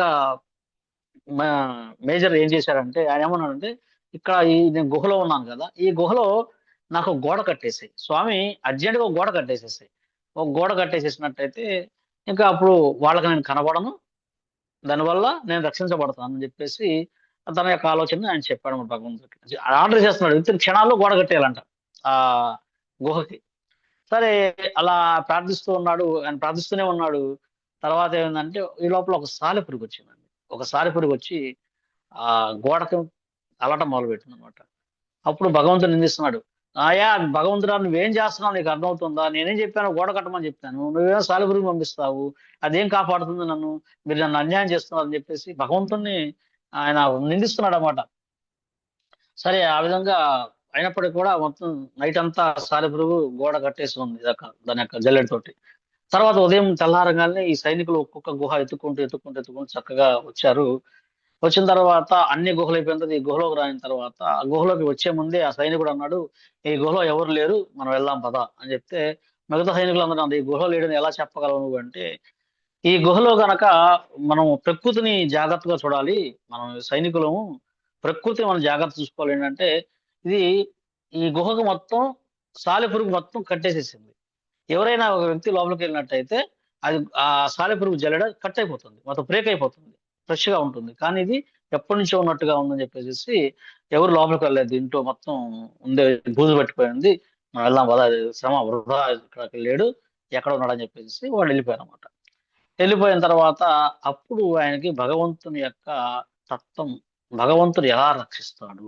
నిజంగా గనక అక్కడ గోడ కట్టి ఉన్నట్టయితే ఆ సైనికులకు అర్థమైంది కొత్తగా గోడ కట్టారు ఇక్కడ, అంటే లోపల ఎవరు ఉన్నారని చెప్పేసి అది పగలగొట్టుకుని బ్రేక్ చేసుకుని వచ్చాడు. కానీ అక్కడ భగవంతుడి ఏర్పాటు ఎలా ఉంది? చాలా సహజంగా, సహజతత్వంగా ప్రకృతిని ఉపయోగించి అక్కడ ఆయన రక్షణ ఏర్పాటు చేశాడు అనమాట. అట్లాగే మనం అర్థం చేసుకోవాలి, భగవంతుని మనం ఎప్పుడు డిమాండ్ చేయకూడదు. భగవంతుడికి అయ్యా ఈ దేహం ద్వారా నేను ఏమి చేయగలను, దయచేసి మన కర్మలని కూడా మన గురువు ద్వారా భగవంతుడికి అర్పించేసేసి నేను దయచేసి నాకు మార్గనిర్దేశం చేయండి అని కనుక మనం ఇంద్రియాలని వీటిని భగవంతుని సేవలో, అభిషేకేషన్ సేవలో ఉంచినట్టు నేను కర్తను కాదు అనే విషయాన్ని మీరే మొత్తం యజమాని. మనం అందుకే భగవద్గీతలో దీనికి శాంతి సూత్రం ఒకటే ఉంది, భక్తారాం యజ్ఞ తపసాం సర్వలోక మహేశ్వరం సుహృదం సర్వభూతానం జ్ఞాత్వా మాం శాంతి ముచ్యది. అందువల్ల మనం ఏం చేయాలంటే ఖచ్చితంగా మనము మన స్వతంత్రం కాదు అనే విషయాన్ని మనం అర్థం చేసుకొని అప్పుడు కృష్ణ చైతన్యవంతులు అయితే భౌతిక దేహానికి చెందిన బాహ్యాద కర్మాల నుండి కూడా పూర్తిగా విముక్తులు అవుతారని చెప్పేసి మనము అర్థం చేసుకోవచ్చు అనమాట. లేకపోతే ఏమవుతుందంటే ఇక్కడ ప్రభుపాద వారు చెప్పినట్టుగా నేనే కర్మలకి నేనే నీ యజమాని అనుకుంటే ఈ భౌతిక భవసాగరంలో జీవన పోరాటం చేస్తున్నట్టే. దాంట్లో ఏం చేస్తాయంట ప్రభుపాద వారు చెప్పారు, మనమే పోరాటం చేస్తుంటే ఈ సముద్రంలో ఉన్న అలలు పైకి కిందకి పడేస్తూ ఉంటాయి. అందువల్ల వాటి మీద, ఈ సముద్రం మీద అలల మీద ఎటువంటి నియంత్రణ అధికారం ఉండదు. కనుక ఎప్పుడైతే ఈ సముద్రంలో మనం కొట్టకపోతున్నామో మన చేయి అందిస్తూ ఎలా అందించాలి? హరే కృష్ణ హరే కృష్ణ కృష్ణ కృష్ణ హరే హరే హరే రామ హరే రామ రామ హరే రామ రామ హరే రామ హరే రామ హరే అని మన హరే కృష్ణ. చేతుల్ని గనక ఆ సముద్రంలో భవసాగరం నుంచి కొట్టించేసేస్తే మనకి గురువు వచ్చి మనల్ని తన చేపట్టుకొని తన షిప్పులో ఎక్కించుకొని చాలా చక్కగా ఆయన గమ్యాన్ని గోలోక ధామానికి మనల్ని తీసుకువెళ్ళి ఆ భగవంతుని పాదపద్మాల దగ్గర మన సేవ చేపిస్తాడు. లేకపోతే మనమే కొట్టుకుంటూ మనం చూస్తే చాలా కష్టమైపోతుంది. అందుకని కృపాద వారు చెప్పారు, ఈ కష్టం దీనికి అన్నిటికీ ఇలా మార్గం ఏంటి, సమస్య అర్థం చేసుకున్నాం మనము. ఈ 9 రకాల దేహానికి మనం కర్తలం కాదు, మనము ఈ ప్రకృతి త్రిగుణాల వల్ల జరుగుతోంది. అందువల్ల మనము ఈ భవసాగరంలో కొట్టుకోవటం అనేది నియంత్రణ మన చేతిలో లేదు. అందుకని మనం ఏం చేయాలంటే సమస్యకు పరిష్కారం ఏంటి ప్రభుపాద వారు చెప్పింది అంతిమంగా, ఈ దివ్యమైన కృష్ణ చైతన్యం ద్వారా ఈ భవజలము నుండి బయటపడటానికి అతని గల ఉత్తమమైన పరిష్కారము, మంచి పరిష్కారం చూపించిస్తారు ఇక్కడ ప్రభుపాద వారు. అది మాత్రమే సమస్త క్లేశాల నుంచి, అన్ని రకాల క్లేశాల నుంచి, ఆది భౌతిక ఆది దైవిక ఆధ్యాత్మిక అన్ని క్లేశాల నుంచి, ఈ సమస్త త్రిగుణాల నుంచి బయటపడేసి మనల్ని భగవత్ సన్నిధికి చేరుస్తుంది. కాబట్టి మనం కృష్ణ చైతన్య మార్గాన్ని స్వీకరించటమే అంటే ఏమిటి? దివ్యనామాన్ని జపించటము, గురువుకి నియంత్రణలో ఉండటము, సాధువుల సాంగత్యంలో ఉండటము, భగవద్గీత భాగవతాలను రచించుకోవటము, వాటిని మన జీవితంలో అన్వయించుకుంటూ వాటి ప్రకారం మన జీవితాన్ని కొనసాగిస్తూ అయ్యా నేను యజమాని కాదు, మనం ఏది అర్పించినా కృష్ణార్పణం, భగవంతునికి అర్పించడం, గురువుకి అర్పిస్తే గురువు దాన్ని కృష్ణుడికి అర్పిస్తాడు. ఆ విధంగా మన జీవనాన్ని కనుక కొనసాగించినట్టయితే మనము ఈ యొక్క భౌతిక బంధనాలకి మనము బందీ కాకుండా చాలా చక్కగా ఉంటామని చెప్పేసి చక్కటి శ్లోకాన్ని మనకి ఇస్తూ, దీనికి 2 శ్లోకాలు కూడా మనం మూడవ అధ్యాయం నుంచి చెప్పుకున్నాము. అలాగే 18వ అధ్యాయం నుంచి కూడా నేనే అన్నిటికీ యజమాని అని చెప్పేసి కృష్ణుడు చెప్తున్న శ్లోకాన్ని కూడా మనం చర్చించుకుంటూ మనం కొన్ని ఉదాహరణలు కూడా చూసుకున్నాము. హరే కృష్ణ. మరి ఈ శ్లోకం ద్వారా మీకు ఏదైనా అర్థమై ఉంటే దయచేసి ఎవరైనా ఒకరిద్దరు చెప్పవచ్చు. ఈ శ్లోకం ద్వారా తెలియని విషయాలను తెలుసుకున్నామా, లేకపోతే ఇంకేదైనా ఉంటే మనం చర్చించుకున్నాము ఒక 10 నిమిషాలు. హరే కృష్ణ. హరే కృష్ణ ప్రభుజీ. సాలీడు అంటే మనం భగవంతుడిని ఏమీ కోరకూడదు, ఆయన చేసే పని వల్ల మనం రక్షింపబడతామని అర్థమైంది ప్రభుజీ. అవును, భగవంతుని మనం డిమాండ్ చేయకూడదండి. భగవంతుని ప్రార్థిస్తే మన రక్షణకి సకల ఏర్పాటు ఆల్రెడీ చేసే ఉంచాడండి. మనకి కావాల్సిన ఈ శరీరాన్ని ఇచ్చేటప్పుడే ఈ దేహానికి కావాల్సిన అన్ని సౌకర్యాలు కుదిర్చిన తర్వాత మాత్రమే, అంటే ఇప్పుడు మనం ఎట్లా మనం చేస్తున్న ఈ ఏదైతే ఉందో ఈ యొక్క కర్మలు కాదు, గత జన్మ కర్మల ఫలితంగా మనకు శరీరంలో వచ్చింది. కాబట్టి మరి ఆయన ఇది ఇచ్చేటప్పుడే అన్ని ఏర్పాట్లన్నీ చేసే ఉంటాయి. ఇప్పుడు జైల్లోకి ఒక జైలు ఖైదీని పంపిస్తారండి, ఖైదీని పంపించినప్పుడు ఆయనకి అన్ని ఏర్పాట్లు ఉంటాయి కదా అక్కడ ఆల్రెడీ. దానికి సంబంధించిన అధికారులు ఉంటారు, దానికి సంబంధించిన ఆ ఫుడ్ గీడ్ అన్ని ఏర్పాట్లు చేసే ఉన్నాడు భగవంతుడు అంతా కూడా. అట్లాగే మనము ఇక్కడికి వచ్చినప్పుడు అర్థం చేసుకొని భగవంతుని డిమాండ్ చేయకుండా భగవంతుని కనుక ప్రార్థించినట్లయితే ఆ జైల్లో ఉన్న వ్యక్తి కనుక జైలధికారిని ప్రార్థించి అయ్యా నేను ఇలా మారతాను అని చెప్పి మారటం కాదు, దానికి ఆ ప్రయత్నం కూడా చేసి చూపించినట్లయితే అప్పుడేమవుతుంది, దాని తొందరగా జైలు నుంచి పంపించేస్తారు. అట్లాగే మనం గనక ఈ యొక్క దుర్గాదేవి ఆధీనంలో ఉన్నాం, మనందరం కూడాను మాయాదేవి ఆధీనంలో ఉన్నాం. మరి ఇక్కడ నుంచి మనము ఆయన్ని ప్రార్థించాలి. ప్రార్థించినట్లయితే కనుక మనకి భగవంతుడు చక్కని ఏర్పాట్లు, ఈ బందీఖానా నుంచి ఎలా విడుదల చేయాలో ఆయన చక్కటి ఏర్పాట్లు చేస్తాడు. అది మనం అర్థం చేసుకోవాలన్నమాట. భగవంతుని మనం డిమాండ్ చేయలేమన్నమాట. ప్రార్థిస్తే ఆయన మన ప్రార్థన యొక్క లోతును చూసి ఆయన మంచి ఏర్పాట్లు, ఎందుకంటే ఆయన మనకన్నా ఎక్కువ ఎదురు చూస్తున్నాడు కాబట్టి విడుదల పొందాలని చెప్పేసి. మనం కొద్దిగా చూస్తే ఆయన ఇంత చూస్తున్నాడు కాబట్టి మనకన్నా చాలా ఆతృతగా ఉన్నాడు ఆయన. అది అర్థం చేసుకోవాలి అని మనకు అర్థమవుతుంది. హరే హరే కృష్ణ కృష్ణ. హరే కృష్ణ ప్రభుజీ దండవత్ ప్రణామాలు. దండోత్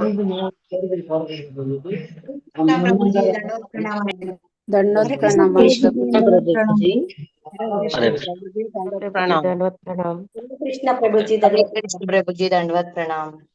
హరే ఇప్పుడు కృష్ణ. దండవత్ ప్రభుజీ మనకి ఎదుటి నుంచి వాళ్ళ ప్రాబ్లం వచ్చింది అనుకోండి, అది కూడా కృష్ణ మనని బెటర్ చేయడానికి ఇస్తున్నట్టు. అంతే కదా మాతాజీ. మనకి ఇప్పుడు మనం చెప్పుకున్నాం, ఆది భౌతిక, ఆధ్యాత్మిక, ఆది దైవిక క్లేశాలు ఉంటాయి. అంటే ఒక్కోసారి ఇతర జీవుల వల్ల వచ్చేది, మన సాటి మనుషులతో పాటు వచ్చాయి, రకరకాల వచ్చాయి. కొన్ని మన యొక్క కర్మాలను తొలగించడానికి కూడా కొన్ని భగవంతుని యొక్క ఏర్పాట్లు మనం చేసుకుంటూ ఆయన దగ్గర తీసుకెళ్ళటానికి, మన ప్రక్షాళన చేయడానికి, కొన్ని మార్పులు మనలో ఉన్న చైతన్యం మార్పు చెందడానికి అట్లా భగవంతుడు ఎన్నో ఏర్పాట్లు చేస్తూ ఉండొచ్చు. మన కర్మానుసారంగా కొన్ని జరుగుతూ ఉంటాయి. కొన్ని అకారణమైన గొడవలు వస్తుంటాయి. ఒక్కోసారి అకారణమైన గొడవలు వస్తుంటాయి, అనుకోని ప్రమాదాలు జరుగుతుంటాయి. దీనివల్ల ఏమవుతుందంటే ఒక్కోసారి మన భక్తి కూడా పరీక్షించబడుతోంది. ఇతను నిజంగానే ఊరక చెప్తున్నాడా, సుఖంగా ఉన్నప్పుడు ఉంటాం లేదా? నేను మీకు ఒక స్టోరీ చెప్పాను, దయచేసి మ్యూట్ చేసుకోండి అందరూ. హరే కృష్ణ. హరే కృష్ణ దండ ప్రణామం ప్రభుజీ.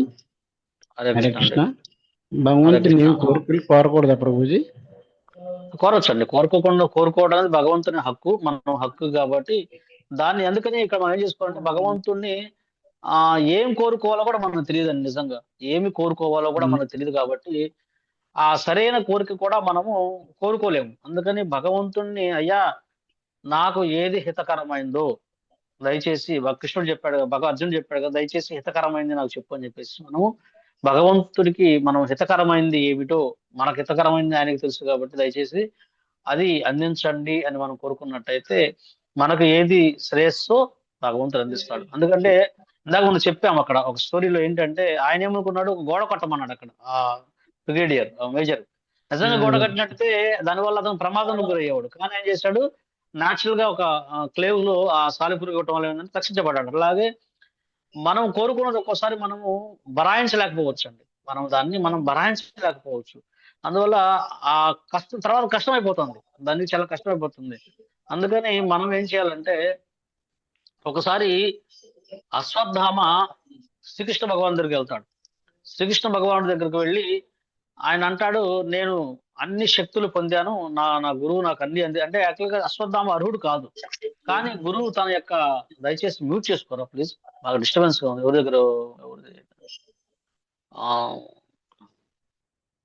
Okay okay. ఆయన ఏంటంటే మొత్తం నేనే శక్తులను సంపాదించాను అహంకారంతో ఉన్నాడు అనమాట. ఆయన అర్హుడు కాబట్టి గురువు గారు ఏంటంటే ఆయన ప్రేమతో కొన్ని అర్జునుతో సమానంగా నేర్పించి ఆయన ద్వారకాకు వెళ్ళి ఆయన అన్నాడు ఒకసారి, కృష్ణ నా దగ్గర అన్ని ఉన్నాయి కానీ ఒకటి తక్కువగా ఉంది, నాకు దయచేసి సుదర్శన చక్రాన్ని ఇస్తే నేను దాన్ని తీసుకుంటా అన్నాడు. అప్పుడు అన్నాడు, అవునా నిజంగా నీ దగ్గర అంత శక్తి ఉందా? అవును కృష్ణ, ఏమనుకుంటున్నావు నా గురించి, ఎంత బలవంతుని అనుకున్నావు నేను, నా దగ్గర చాలా శక్తులు ఉన్నాయి అని చెప్పేసి నువ్వు సుదర్శన చక్రం ఇయ్యి అన్నాడు. నువ్వు మొయ్యలేవు అన్నాడు.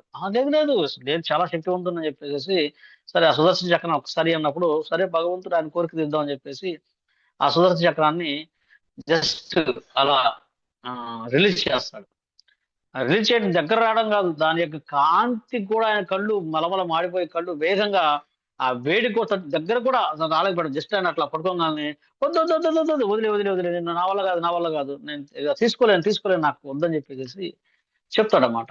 అప్పుడు ఆయన బ్రహ్మదేవుడికి ఇన్స్ట్రక్షన్ ఇస్తాడు కృష్ణుడు, ఓ బ్రహ్మదేవ, వాళ్ళ వాళ్ళ కర్మాన్ని అనుసరించి వాళ్ళు ఎవరైతే భరించలేరో, దాన్ని మెయింటైన్ చేయలేరో, వాళ్ళకి అటువంటి వాటిని నువ్వు ఇవ్వమాకు అని చెప్పేసి చెప్తారు అన్నమాట ఇక్కడ ఒక సందర్భంలో.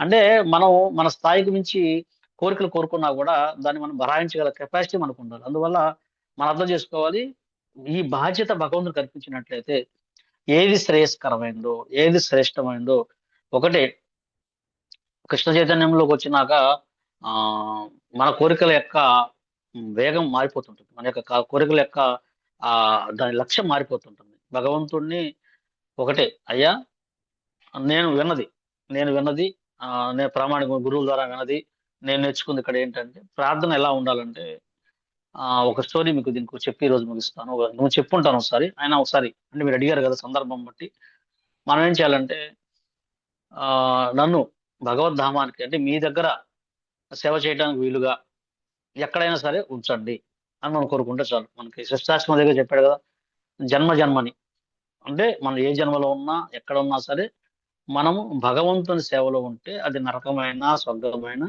అది మనకు సంతోషం. అందుకని మనము అయ్యా మీ సేవలో ఉండే విధంగా చూడండి, గురు సేవలో ఉండే విధంగా చూడండి అని కోరుకుంటే చాలు, అన్ని ఆటోమేటిక్ గా లభిస్తాయి మొత్తం. ఎందుకంటే పరీక్షత్ మహారాజు గారు ఆశ్చర్యపోతాడు. ఏమనంటే వీళ్ళ యొక్క పాండవ సైన్యం చూస్తే 7 అక్షయణులు, వాళ్ళ సైన్యం చూస్తే 13 అక్షయణులు. అంటే ఒక తిమింగలానికి ఒక చేపకి ఎంత తేడా ఉందో అంత వ్యత్యాసం ఉంది. మరి ఈ ఇంత చిన్న చేప ఆ తిమింగలం లాంటి సైన్యాన్ని ఎలా జయించగలిగింది అని ఆయన ఆశ్చర్యపోతాడు పరీక్షత్ మహారాజు. అప్పుడు చెప్తాడు, వీళ్ళ వెనకాల ఎవరున్నాడు, కృష్ణ భగవానుడు ఉన్నాడు, అందుకని మొత్తం ఛేదించేశారు. అలాగే మన వెనకాల ఆ కృష్ణుడి యొక్క కరుణ మనం చూసుకున్నట్టయితే, ఆయన యొక్క ఆశీస్సులు ఉన్నట్టయితే మనము మన కోరికల ప్రవాహాన్ని ఆయన వైపు మరలించుకొని సుఖంగా ఉండగలం అనేది ఈ యొక్క విషయం. మీరు చెప్పిన శ్రీనివాసరావు గారు అర్థమైందని చెప్పింది, దానికి అర్థం కాలేదు. ప్రభుజీ, మహాభారత యుద్ధం జరిగినప్పుడు పరీక్షిత్ మహారాజు కడుపులో ఉన్నాడు కదా ప్రభుజీ? అవును. ఉత్తరాగర్భంలో ఉండటం వల్లనే కదా యుద్ధం అంతా అయిపోయిన తర్వాత ఆ కృష్ణుడు వెళ్ళిపోయేటప్పుడు మళ్ళా అతను అశ్వత్థామ బాణాన్ని వేశాడు, బ్రహ్మస్థానం వేశాడు కదా. కాబట్టి యుద్ధం జరిగే సమయంలో ఆయన కడుపుతో ఉన్నాడు అనమాట. ఆమె కడుపుతో ఉందన్నమాట. ఓకే అండి, ప్రభుజీ దండవత్ ప్రణామం. ధన్యవాదాలు. ఇంకేమన్నా సందేహాలు ఉన్నాయండి? దండవత్ ప్రణామం. దండ ప్రణామం. హరే కృష్ణ ప్రభుజీ, దండవత్ ప్రణామాలు. ధన్యవాదాలు ప్రభుజీ. హరే కృష్ణ ప్రభుజీ, దండవత్ ప్రణామం ప్రభుజీ. హరే కృష్ణ. హరే కృష్ణ ప్రభుజీ, ధన్యవాదాలండి. దండవత్ ప్రణామాలు. హరే కృష్ణ ప్రభుజీ, దండవత్ ప్రణామాలు. కృష్ణ. తర్వాత ఇంకొక చెప్పండి మాతాజీ. ఓకే, ఇప్పటికే ఈరోజు సండే, చాలా పనులు ఉంటాయి అందరికి కూడా. కృష్ణ భగవానుడు నారాయణ సైన్యాన్ని పంపించాడు కదా ప్రభుజీ, దుర్యోధనుడు వాళ్ళ వైపుకి. మళ్ళీ ఈయనేమో ఆయన ఏమడిగాడంటే అవకాశం ఇచ్చాడు, నేను కావాలా, నాతో సమానమైన నారాయణ సైన్యం కావాలని కోరుకుంటే, మరి ఈయనేమో ఫస్ట్ ఒక అవకాశం ఇచ్చాడంటే అర్జునుడికి ఇచ్చాడు. అర్జునుడికి ఇస్తే ఆయన దుర్యోధనుడు ఆయన కోపడ్డాడు, నువ్వేంటి ఫస్ట్ అర్జునుడికి ఇస్తావు, నీకు బంధుప్రీతి అంటే ఆయన అంటాడు, అక్కడ సమస్య అది కాదు, ఒక ధర్మం ప్రకారం వెళ్ళాలి. హరే కృష్ణ. నాకు తెలుసు ప్రభుజీ, నాకు తెలిసి ఈ స్టోరీ నాకు తెలిసి నేను చెప్పాలనా? మాతాజీ అందరూ దయచేసి మ్యూట్ చేసుకోండి మాతాజీ, అంత చక్కగా చెప్తున్నారు. కృష్ణ భగవానుడు పడుకొని ఉంటే అర్జునుడు ముందే వచ్చి పాదం దగ్గర నిల్చుంటాడు అనమాట. తర్వాత దుర్యోధనుడు ఫస్ట్ వచ్చి సైడ్కి పోయి చీరలో కూర్చుంటాడు అనమాట. నెక్స్ట్ అర్జునుడు వచ్చి పాదాలకు స్ట్రైట్ గా నిలబడుకొని ఉంటాడు, చిన్నోడు కదా అని నిల్చుంటాడు అనమాట. కృష్ణ భగవానుడు లేగానే ఫస్ట్ అర్జునుడు చూస్తాడు. అర్జునుడు చూసిన తర్వాత వీళ్ళిద్దరు అడుగుతారు అంట, నీకేం కావాలో కోరుకో, నీకేమంటే ఫస్ట్ నేను నేను వచ్చి కూర్చున్నా, నేను కోరుకుంటా అని దుర్యోధనుడు అంటాడు. లేదు నువ్వు ఫస్ట్ వచ్చినా కూడా నేను చూసింది అర్జున్ని ఫస్ట్ కోరుకోమంటే, నాకు ఎవరు వద్దు, నువ్వు ఒక్కనివే చాలు, నాకు సాయదుగా నువ్వు ఉండని అర్జున్ కోరుకుంటాడు. దుర్యోధన ఏమంటాడు, నాకు నారాయణ సైన్యం కావాలని నారాయణ సైన్యం కోరుకుంటాడు అనమాట. అప్పుడు అయితే నారాయణ సైన్యాన్ని కిరికిచ్చి ఆయన ఒక్కని సారథిగా ఉంటాడు అనమాట. అది కదా ప్రభుజీ, కరెక్టా? అంతే ఉంటుంది. అక్కడ ఏంటంటే ఒక సూక్ష్మమైన ధర్మం ఉందండి దాంట్లో, మనం అర్థం చేసుకోవాల్సిన స్టోరీ. ఇక్కడ విషయం ఏంటంటే, ఈ స్టోరీస్ మనకు తెలిసినప్పుడు చాలా సార్లు. కానీ మనం అర్థం చేసుకోవాల్సిన స్టోరీలో ఏంటంటే ఆ దుర్యోధనుడు ఏమనుకున్నా అంటే నారాయణ సైన్యం నాకు చాలు అనుకున్నాడు. కృష్ణుడు ఏకాకి ఎవరు కావాలి అనుకున్నాడు. కానీ ఆ తర్వాత అడుగుతాడు, ఆయన నువ్వెందుకు కోరుకున్నావు నన్ను కోరుకోకుండా? నేను ఒంటరి వాడిని, నేను ఆయుధం కూడా పట్టని చెప్పాను, నన్ను ఎందుకు కోరుకున్నావు అంటే ఆయన చెప్తాడన్నమాట, నేను ఓ కృష్ణ దయచేసి మా యొక్క సేవలన్నిటిని నియంత్రించే ఒక గొప్ప సేనాధిపతి, నువ్వు ఒక మొత్తం మెయింటైన్ చేసేవాడు నువ్వు కావాలి, నువ్వు ఉంటే మాకు. ఎందుకంటే మరి ఎన్నో సంవత్సరాల నుంచి ఆయన చూస్తున్నాడు కదా, ఆయన భక్తుడు, ఆయన మిత్రుడు, ఎన్నో రకాలుగా ఆయన తెలుసు కాబట్టి దయచేసి మమ్మల్ని, మా కర్మాల్ని మీకు అర్పించే విధంగా దయచేసి మమ్మల్ని నువ్వు ఉండు స్వామి అని ఆయన ప్రార్థిస్తాను. ఒకవేళ మనం ఏం చేయాలంటే ఈ చిన్న స్టోరీ తర్వాత తీసుకోవాలంటే మనం వెనకాల కృష్ణుడు ఉంటే అన్ని సమరస్యంగా జరిగిపోతాయి. కృష్ణుడు లేకపోతే మనం సున్నాలు, 0 0 0 0 0 0 100 జీరోలు ఉన్నా సరే దాని పక్కన కృష్ణుడు ఒక్కటి ఉంటే దానికి విలువ పెరుగుతూ ఉంటుంది. ఆ దుర్యోధనుడికి లేనిది అదే, కేవలం ఆ సైన్యం వైపే కోరుకున్నాడు అనమాట. కానీ ఈయన నారాయణునే కోరుకున్నాడు. వాళ్ళు నారాయణ సైన్యాన్ని కోరుకున్నాడు, ఈయన నారాయణునే కోరుకున్నాడు. అందుకే మనం అర్థం చేసుకోవాలి, ఏం కోరుకోవాలో కూడా తెలియదు చాలా మందికి. భగవంతుడి దగ్గరికి వెళ్ళి అసలు ఏం కోరుకోవాలి మనం అనే విషయం కూడా తెలియదు. ఒకసారి ఒక రాజుగారు తనకి లేక సంతానం కలిగేది అనమాట. లేక సంతానం కలిగినప్పుడు ఆయన ఏం చేశాడంటే తన రాజ్యంలో ఉన్న ప్రజలందరికీ కూడా మంచి, వాళ్ళు ఏం కోరుకుంటే అది ఇచ్చేయండి, అది ఏం కోరుకున్నా పర్వాలేదు అని చెప్పి ట్రెజర్, ఆ యొక్క ధనాగారాన్ని తెలిసి ఇన్స్ట్రక్షన్ ఇచ్చాడు అనమాట. ప్రతి ఇంటికి వెళ్ళి ఏం కోరుకున్నారో వాళ్ళకి లిస్ట్ రాసుకొని దాని ప్రకారం ఒక డిపార్ట్మెంట్ అందిస్తూ ఉందన్నమాట. అట్లా జరుగుతోంది. మొత్తం రాజ్యంలో ఉన్న అందరూ చూసుకున్నట్టయితే కోరికల ప్రవాహం చాలా ఎక్కువగా ఉందన్నమాట. ఎవరు కూడా చాలా చాలా వాళ్ళ స్థాయి నుంచి అడుగుతున్నారు, ఇల్లు, వాకిలి, స్థలం, బంగారం అన్ని రకరకాలు అడుగుతున్నారు. సరే వాళ్ళ అర్థం బట్టి వాళ్ళకి అందిస్తున్నారు అన్నమాట. ఈ విధంగా వెళ్తూ ఉంటే ఒకసారి ఏమైందంటే ఆ గ్రామం, ఆ యొక్క రాజ్యం పొలిమేరలో ఒక చిన్న గ్రామం ఉంది. ఆ గ్రామంలో ఆ సమయంలో చీకటి పడుతోంది, వర్షం పడుతుంటే వీళ్ళందరూ కూడా సైనికులు వెళ్ళారు. ఒక చిన్న పూరి గుడిసె ఉంది. ఆ పూరి గుడిసెలో ఒక బ్రాహ్మణుడు ఉన్నాడు. చీకటిగా ఉంది, ఒక దీపం వెలుగుతూ ఆ పూరి గుడిసె కూడా హౌస్ పడి నీళ్లు కాస్తుంది అనమాట. ఆయన లోపలికి వెళ్ళినప్పుడు ఏం చేస్తుంటే ఆ భాగవతం, ఆ గుడ్డి వెలుగుతులో భగవద్గీత భాగవతం ఆయన పఠనం చేస్తూ ఉన్నాడు అనమాట. చేస్తూ ఉంటే వాళ్ళందరిని చూసి ఆహ్వానించాడు. చక్కగా వాళ్ళకున్న ఏదో కొద్ది ఏర్పాటు చేశాడు. వాళ్ళకి ఏదో కొంచెం ప్రసాదం వడ్డించాడు. అంటే ఆ కొద్ది సమయంలోనే ఏర్పాటు చేసిన తర్వాత వాళ్ళు చెప్పారు, అయ్యా మేము పలానా రాజుగారు మాకు పంపించారు, మరి నీకు ఏమైనా కోరికలు ఉన్నట్టయితే నేను మీకు ఏర్పాటు చేస్తాను. వాళ్ళు అనుకున్నారు ఇక ఈయన వీళ్ళందరికన్నా ఎక్కువ కోరికలు కోరుకుంటాడు, ఎందుకంటే పరిస్థితి బాగలేదు, బట్టలు చినిగిపోయి ఉన్నాయి, ఇల్లు బాగలేదు అని అనుకుంటే ఆయన అన్నాడు, లేదండి నాకేం కోరికలు ఏమి లేవు. వాళ్ళు ఆశ్చర్యపోయారు. ఫస్ట్ ఆ మాట, నాకు భగవత్కరుణ వల్ల రేపటికి కావాల్సిన ఆహారం మనకు దొరుకుతుంది నాకు అని చెప్పినట్టు వాళ్ళు సరే అడిగిన వాళ్ళు ఏం వద్దన్నారు. ఆయన వెళ్ళి ఈ యొక్క మెసేజ్ మొత్తం అందరికి చెప్పేసేసి ఆ రాజు గారికి, అయ్యా మేము అందరి కోరికలను తెచ్చాము, అయితే ఈ బ్రాహ్మణుడు అనే వ్యక్తి మీ యొక్క ఏదైతే ఇచ్చారో దాన్ని ఆయన స్వీకరించలేదు, ఆయనకి ఏం కోరికలు లేవంట అన్నాడు. రాజుగారు ఆశ్చర్యపోయాడు, ఎవరు ఆ వ్యక్తి, తీసుకొని రండి నేను చూడాలి. ఆయనకి ఏంటంటే నేను ప్రతి ఒక్కరి కోరికను తీర్చగలిగానని సంతృప్తి ఆయన కలగాలి. అదొక ఇంద్రియ భోగం అనమాట. అందరినీ నేనే బాస్, నేను గొప్ప ధనవంతుని, గొప్ప చక్రవర్తిని, అందరి కోరికలు తీరుస్తున్నానని చెప్పేసి నా రాజ్యంలో అని ఆయనకు అదొక రకమైన ఇంద్రియ భోగం. సరే వారు వచ్చారు. అయితే ఆయన చాలా గౌరవంగా ఆయన్ని ఆహ్వానించాడు, కూర్చోబెట్టాడు, మరి మర్యాదలు చేశాడు. అయ్యా మరి నేను రాజ్యానికి రాజు, నేను ఇస్తున్నప్పుడు మీరు ఎలా తిరస్కరిస్తారు అంటే, లేదు రాజా, ఆయన చెప్పాడు, నేను అహంకారం ఏం పోవట్లేదు, మీ రాజ్య పాలనలో నాకు చక్కగా ఏర్పాటు జరుగుతుంది, రేపటికి ఏం కావాలో ఆ లోటు లేకుండా జరుగుతుంది మహారాజా, అందువల్ల నాకు ఇంకా కోరికలు ఏమి లేవు అంటే, లేదు మీరు ఏదో కోరుకోవాల్సిందే, నేను ఇవ్వాల్సింది అన్నాడు. రాజుగారితో డబ్బున్నోడుతో ప్రమాదం ఏంటంటే ఎప్పుడు జాగ్రత్తగా ఉండాలి. సరే ఆయన అనుకున్నాడు, సరే రాజా అట్లయితే మీరు కోరుకోమంటున్నారు కాబట్టి నేను కోరుకుంటున్నాను, నా కోరిక తీర్చండి అంటే, తీరుస్తారా అన్నాను. తీరుస్తాను. అయితే మీరు మా ఇంటికి భోజనానికి రండి, భోజనానికి వచ్చి నేను భగవంతుని సందేశాన్ని అందిస్తాను, తద్వారా మీరు రాజ్య పరిపాలన చక్కగా చేయొచ్చు, మరి మా ఇంటికి వస్తారా అన్నాడు. సరే వస్తానని చెప్పేసి పక్కన డిపార్ట్మెంట్ వాళ్ళు చెప్పాడు, వాళ్ళ ఇంటికి వెళ్ళాలి, ఏర్పాటు చేయమని చెప్పాడు అన్నమాట. చెప్పినప్పుడు సరే నేను మీకు సందేశం అందిస్తామని చెప్పారు. అక్కడికి వెళ్ళిన తర్వాత మరి రాజుగారు ఒక్కడే వస్తాడా చెప్పండి? మన దేశానికి ప్రెసిడెంట్ వస్తే మన ఊరికి ప్రెసిడెంట్ ఒక్కడే వస్తాడా? మంది మార్బలంతో చక్కగా ఎన్నో కాన్వాయ్స్, రకరకాల ఎన్నో వందల మందితో వస్తాడు. ఎప్పుడైనా ప్రధానమంత్రి, ముఖ్యమంత్రి కానీ ఆయన గొప్ప చక్రవర్తి ఒకనే వస్తాడా? మరి ఆయన వచ్చినప్పుడు సాధారణ ఇంట్లో ఉంటాడు ఆయన, అలా ఉండడు. ఏం చేశాడు, ఆ యొక్క బ్రాహ్మణుడి యొక్క గృహాన్ని పీకేశారు మొత్తం. అక్కడ చక్కటి రాజభవనం కట్టారు. మరి ఆ రాజభవనం ఒకటే బాగుంటుంది, ఆ చుట్టుపక్కల మొత్తం పీకేశారు. మంచి రోడ్లు వేశారు, చెట్లు వేశారు. ఆ ధనం ఉంటే రాజుగారు శాంక్షన్ చేస్తే మనం చూసామంటే, మన దేశానికి మన ఏరియాకి ఎవరన్నా ముఖ్యమంత్రి ఎవరైనా వస్తానంటే అసలు రూపురేఖలా మారిపోతాయి. అట్లా ఆ ప్రాంతాన్ని అంతా రూపురేఖలు మార్చేశాడు, ఆ గ్రామం రూపురేఖలు మార్చేశారు, నగరం గ్రామం మార్చేశారు అనమాట. మరి అందరి ఉండడానికి చక్కటి పరుపులు, దిళ్ళు, దుప్పట్లు, తర్వాత మంచి వెండి గచ్చాలు, బంగారు పాత్రలు, రాజుగారు అక్కడి నుంచే ట్రెజరీ నుంచి ఆహార ధాన్యాలు మొత్తం కంప్లీట్ గా వచ్చేసినాయి అన్ని కూడా. మరి వాళ్ళు ఉండడానికి ఏనుగులు, గుర్రాలు ఉండడానికి రకరకాల ఏర్పాట్లు అన్ని జరిగిపోయినాయి.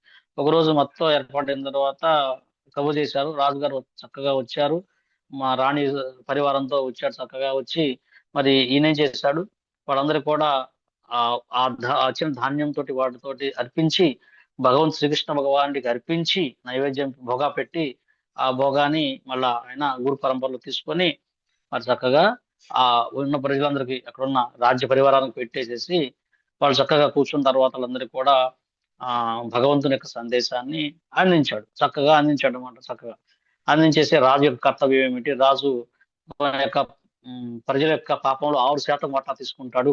అందువల్ల రాజా మీరు దయచేసి మీరు కృష్ణుడు చెప్తున్నాడు, ఎవరైతే మెయిన్ ఆయన పర్ఫెక్ట్ గా ఉంటే మిగతా వాళ్ళందరూ కూడా పర్ఫెక్ట్ గా ఉంటారని చెప్పేసి దయచేసి రాజ్యాన్ని కృష్ణమయం చేయండి అని చెప్పేసి రాజుకి ఎన్నో హితబోధనలు చేశాడు భగవద్గీత నుంచి. చాలా చక్కగా వెళ్ళిపోయాడు అన్నమాట.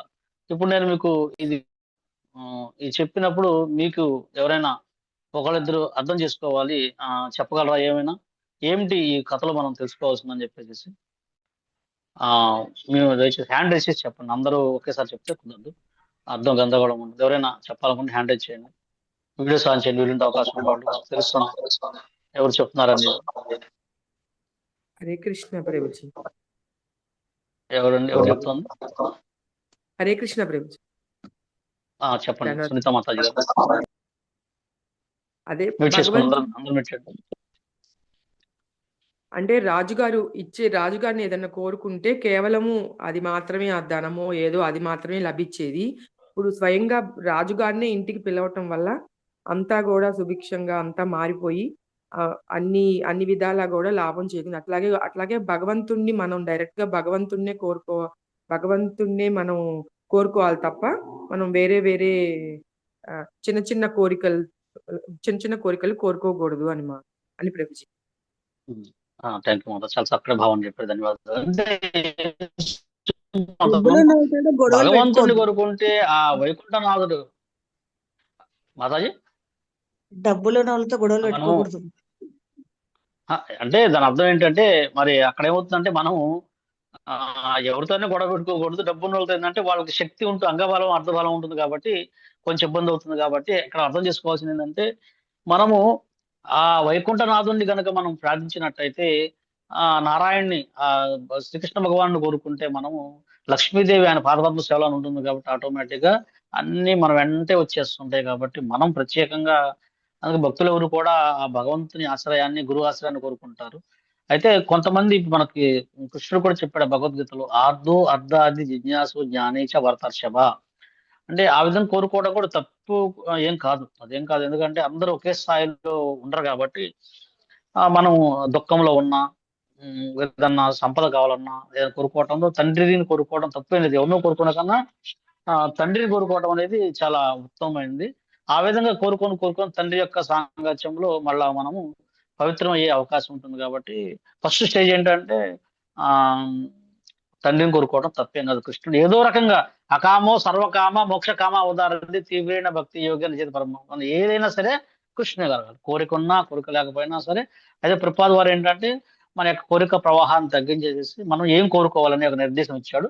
కొంతమందికి అది నిర్దేశం లేకపోయినప్పుడు కూడా భగవంతుని ప్రత్యక్షంగాను పరోక్షంగాను ఆయన ఏర్పాటు చేస్తుంటాడని మనం అర్థం చేసుకోవాలి.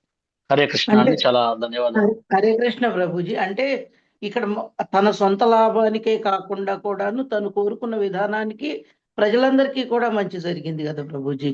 అంతే మరి ఆయన ఏం చేశారు, రాజుగారినే కోరుకున్నాడు. రాజుగారిని కోరుకుంటే మిగతా జనం అంతా ఏం కోరుకున్నారు, ఇల్లు, వాకిలి, స్థలం, బాట ఇవన్నీ వచ్చాడు. ఆయన కోరుకోకుండా రాజుగారిని కోరుకుంటే మరి చక్కటి ఇల్లు వచ్చింది, సకల సౌకర్యాలు వచ్చేసినాయి, రోడ్డు వచ్చేసింది, అన్ని దానివల్ల ఆయనకు వచ్చింది, దాంతో పాటు చుట్టుపక్కల గ్రామాల్లో కూడా వచ్చేసేసింది. అందుకే అందరూ కూడా మన ఇప్పుడు అందుకే మనకేం చూస్తామంటే సుధాముడు స్టోరీ కూడా చూసుకుంటే, సుధాముడు ఎవరైతే భగవత్ నామస్మరణ చేశాడో, భగవంతుని యొక్క సాంగత్యంలో ఉండటం వల్ల ఏమైంది, ఆ గ్రామం సుధాంపురి మొత్తం బాగుపడింది అనమాట. అట్లాగేందంటే మనము భగవంతుని చైతన్యంలో ఉంటే మనతో పాటు మన చుట్టుపక్కల వాళ్ళందరూ కూడా లాభాన్ని పొందుతారు, ఆ లాభాన్ని అందించాలి మనం. అందుకని మనకి ఈ కలియుగంలో మీరు అనుకుంటున్నాము నారాయణుడి యొక్క కృప లేదని చాలా మంది అనుకుంటారు, కానీ ఉంది. మనకి శిల ప్రభుపాదులు గారు చైతన్య మహాప్రభు యొక్క సందేశం వారు అందించారు. ఏంటి? నారాయణాస్త్రం మన చేతిలో ఉంది. తెలుసండి ఎవరికైనా నారాయణాస్త్రం మన దగ్గర ఉందని చెప్పేసి? హరే కృష్ణ మహామంత్రం హరే కృష్ణ హరే కృష్ణ కృష్ణ కృష్ణ హరే హరే, హరే రామ రామ రామ హరే హరే. అదే ఈ కలియుగంలో మనకున్న నారాయణాస్త్రం. ఏదైతే ఆ మహాభారత యుద్ధంలో నారాయణాస్త్రానికి ఎదురు లేదండి. అది అశ్వత్థామ నారాయణాస్త్రాన్ని సంధిస్తే ఎన్ని వచ్చినా మొత్తం అది దానికి నివారణ మార్గం లేదనమాట. అలాగే ఈ కలియుగంలో నారాయణాస్త్రం మన దగ్గర ఉన్నట్టయితే, ఆ దివ్యనామం మన దగ్గర ఉన్నట్టయితే మాయ నుంచి మనం ఛేదించబడతాం. మాయ మనల్ని ఏమీ చేయలేదు. మాయ కూడా భగవంతుని శక్తి అయినప్పటికీ కూడా మనం దివ్యమైన దైవ శక్తిలో ఉన్నప్పుడు ఏముందంటే అది మనం ప్రభావితం చేయదు. కాబట్టి మనందరం కూడా ఈ నారాయణాస్త్రం మన దగ్గర ఉందన్న విషయాన్ని గుర్తుపెట్టుకుంటే మనం దేనికి భయపడాల్సిన అవసరం లేదు. కేవలం మనం భగవత్ సేవలో ఉంటే చాలు. అది మనం అర్థం చేసుకోవాలి. హరే కృష్ణ. హరే కృష్ణ ప్రభుజీ, దండోత్ ప్రణామం. హరే కృష్ణ అండి, దండోత్ ప్రణామం అండి. చాలా ధన్యవాదాలు. ఇప్పుడు దాదాపు గంట సేపు నుంచి మనం చర్చించుకున్నాం కృష్ణ కథ. మిగతా కూడా చాలా పనులు ఉంటాయి. ఒక లాస్ట్ క్వశ్చన్ మన దగ్గర నారాయణ అస్త్రం ఉంది, హరికృష్ణ మహామంత్రం. హరే కృష్ణ మంత్రం ఉంది, నారాయణాస్త్రం. మన దగ్గర సుదర్శన చక్రం కూడా ఉందా? మనం హరే కృష్ణ మహామంత్రంలోనే అన్ని ఉన్నాయండి. అన్ని మంత్రములు ఇందే కలవు వెన్నతోటి నాకు కలిపే శ్రీనివాస మంత్రం అని అన్నమయ్య చాలి పడుతుంది. అంటే ఈ హరే కృష్ణ మహామంత్రంలోనే అన్ని ఉంటాయి. అక్కడ రాముడు ఉన్నాడు, కృష్ణుడు ఉన్నాడు, బలరాముడు ఉన్నాడు, రాధారాణి అన్ని ఉన్నాయి. ఏంటంటే అక్కడ ఉంటే ఆటోమేటిక్ ఉన్నట్టే మాతాజీ అంతా కూడా. దివ్యనామం మన దగ్గర ఉంటే సర్వశక్తులు దాంట్లో ఉన్నాయని చెప్పాడు కదా ఆయన. నామనకారి నిజదా సర్వశక్తి బహుత. ఈ సర్వశక్తులను దీంట్లో నామంలో ఉన్నాడు కాబట్టి నామం మన దగ్గర ఉంటే, మరి ఈ సుదర్శన చక్రం ఏం చేస్తుంది చెప్పండి? అది ఛేదిచ్చేస్తుంది ఏదైనా సరే. మనము ఈ సుదర్శన చక్రం అంటే ఈ నామం దివ్యనామం చేపించడం ద్వారా ఏమవుతుంది, మనలో ఉన్న అహంకారం కానీ మాయ కానీ, అలాగే ఎదుటి వాళ్ళకి చెప్పేటప్పుడు వాళ్ళలో కూడా ఈ యొక్క మాయ కానీ వాళ్ళ దగ్గర ఉన్న అన్ని తొలగిపోతున్నాయి. అంటే అజ్ఞానం తొలగిపోతుంది. ఇప్పుడున్న ఈ సుదర్శన చక్రం ఇస్తుందంటే అజ్ఞానాన్ని తొలగిస్తుంది అనమాట, గురు కృప అనమాట. అందువల్ల ఎక్కడైతే దివ్యనామం ఉంటుందో అన్ని ఆయన ఆయుధాలతో సహా అని చెప్పారు కదా, సాంగోపాంగాస్త పార్షదం. కృష్ణుడు ఎక్కడికి వచ్చాడంటే ఆయన సకల ఆయుధాలతో సహా అన్ని ఉన్నట్టే. అట్లాగే మనం దివ్యనామం ఆయన ఉన్నాడంటే అన్ని ఆయుధాలు, అన్ని అస్త్రాలు, శస్త్రాలు అన్ని కూడా మనకు ఉన్నట్టే మొత్తం. అందుకే మనకి ఎక్కడైతే హరే కృష్ణ మహామంత్రం చెప్పబడుతుందో ఆ ప్రాంతం అంతా కూడా కాంతి వస్తుంది అనమాట. అంటే దివ్యమైన ఆధ్యాత్మికమైన వెలుగు వస్తుంది అనమాట. అది మనం అర్థం చేసుకోవాలి. హరే కృష్ణ. Thank you. కృష్ణ ప్రభుజీ, దండోత్ ప్రణామం. హరే కృష్ణ అండి, దండోత్ ప్రణామం అందరికీ. దండోత్ ప్రణామం. చాలా ఈరోజు మళ్ళా ఆదివారం వచ్చింది. దయచేసి మీరు మీ మందిరాలు కానీ మీ దగ్గర ఎక్కడన్నా ఉంటే మీరు వెళ్ళండి. మీతో పాటు కొత్త భక్తులను కూడా తీసుకువెళ్ళండి. నూతన భక్తులను పరిచయం చేయండి, వారి చైతన్యం పరిచయం చేయండి. ఒక గ్రంథాన్ని, ప్రభుపాద వారి గ్రంథాన్ని ఇవ్వండి. తద్వారా మనం అంతా కూడా ఈ యొక్క సందేశాన్ని, ప్రభుపాద వారి సందేశాన్ని ప్రపంచం అంతా మన ద్వారా కూడా మనం పవిత్రం అవడానికి మనకు ఎంత ఎక్కువగా డిస్ట్రిబ్యూట్ చేస్తే అంత పవిత్రం మనం అవుతాం. ఓకే అండి, థ్యాంక్ యూ. వాంఛా కల్పతరుభ్యశ్చ కృపా సింధుభ్యైవ చ పతితానాం పావనేభ్యో వైష్ణవేభ్యో నమో నమః. అనంత కోటి వైష్ణవ భక్తవృంద కీ జై. నామాచార్య శిల ప్రభుపాద కీ జై. శిల గురుదేవ్ కీ జై. జై గౌర ప్రేమానందే. హరి హరి హరే కృష్ణ. ఈ యొక్క శ్లోకం ద్వారా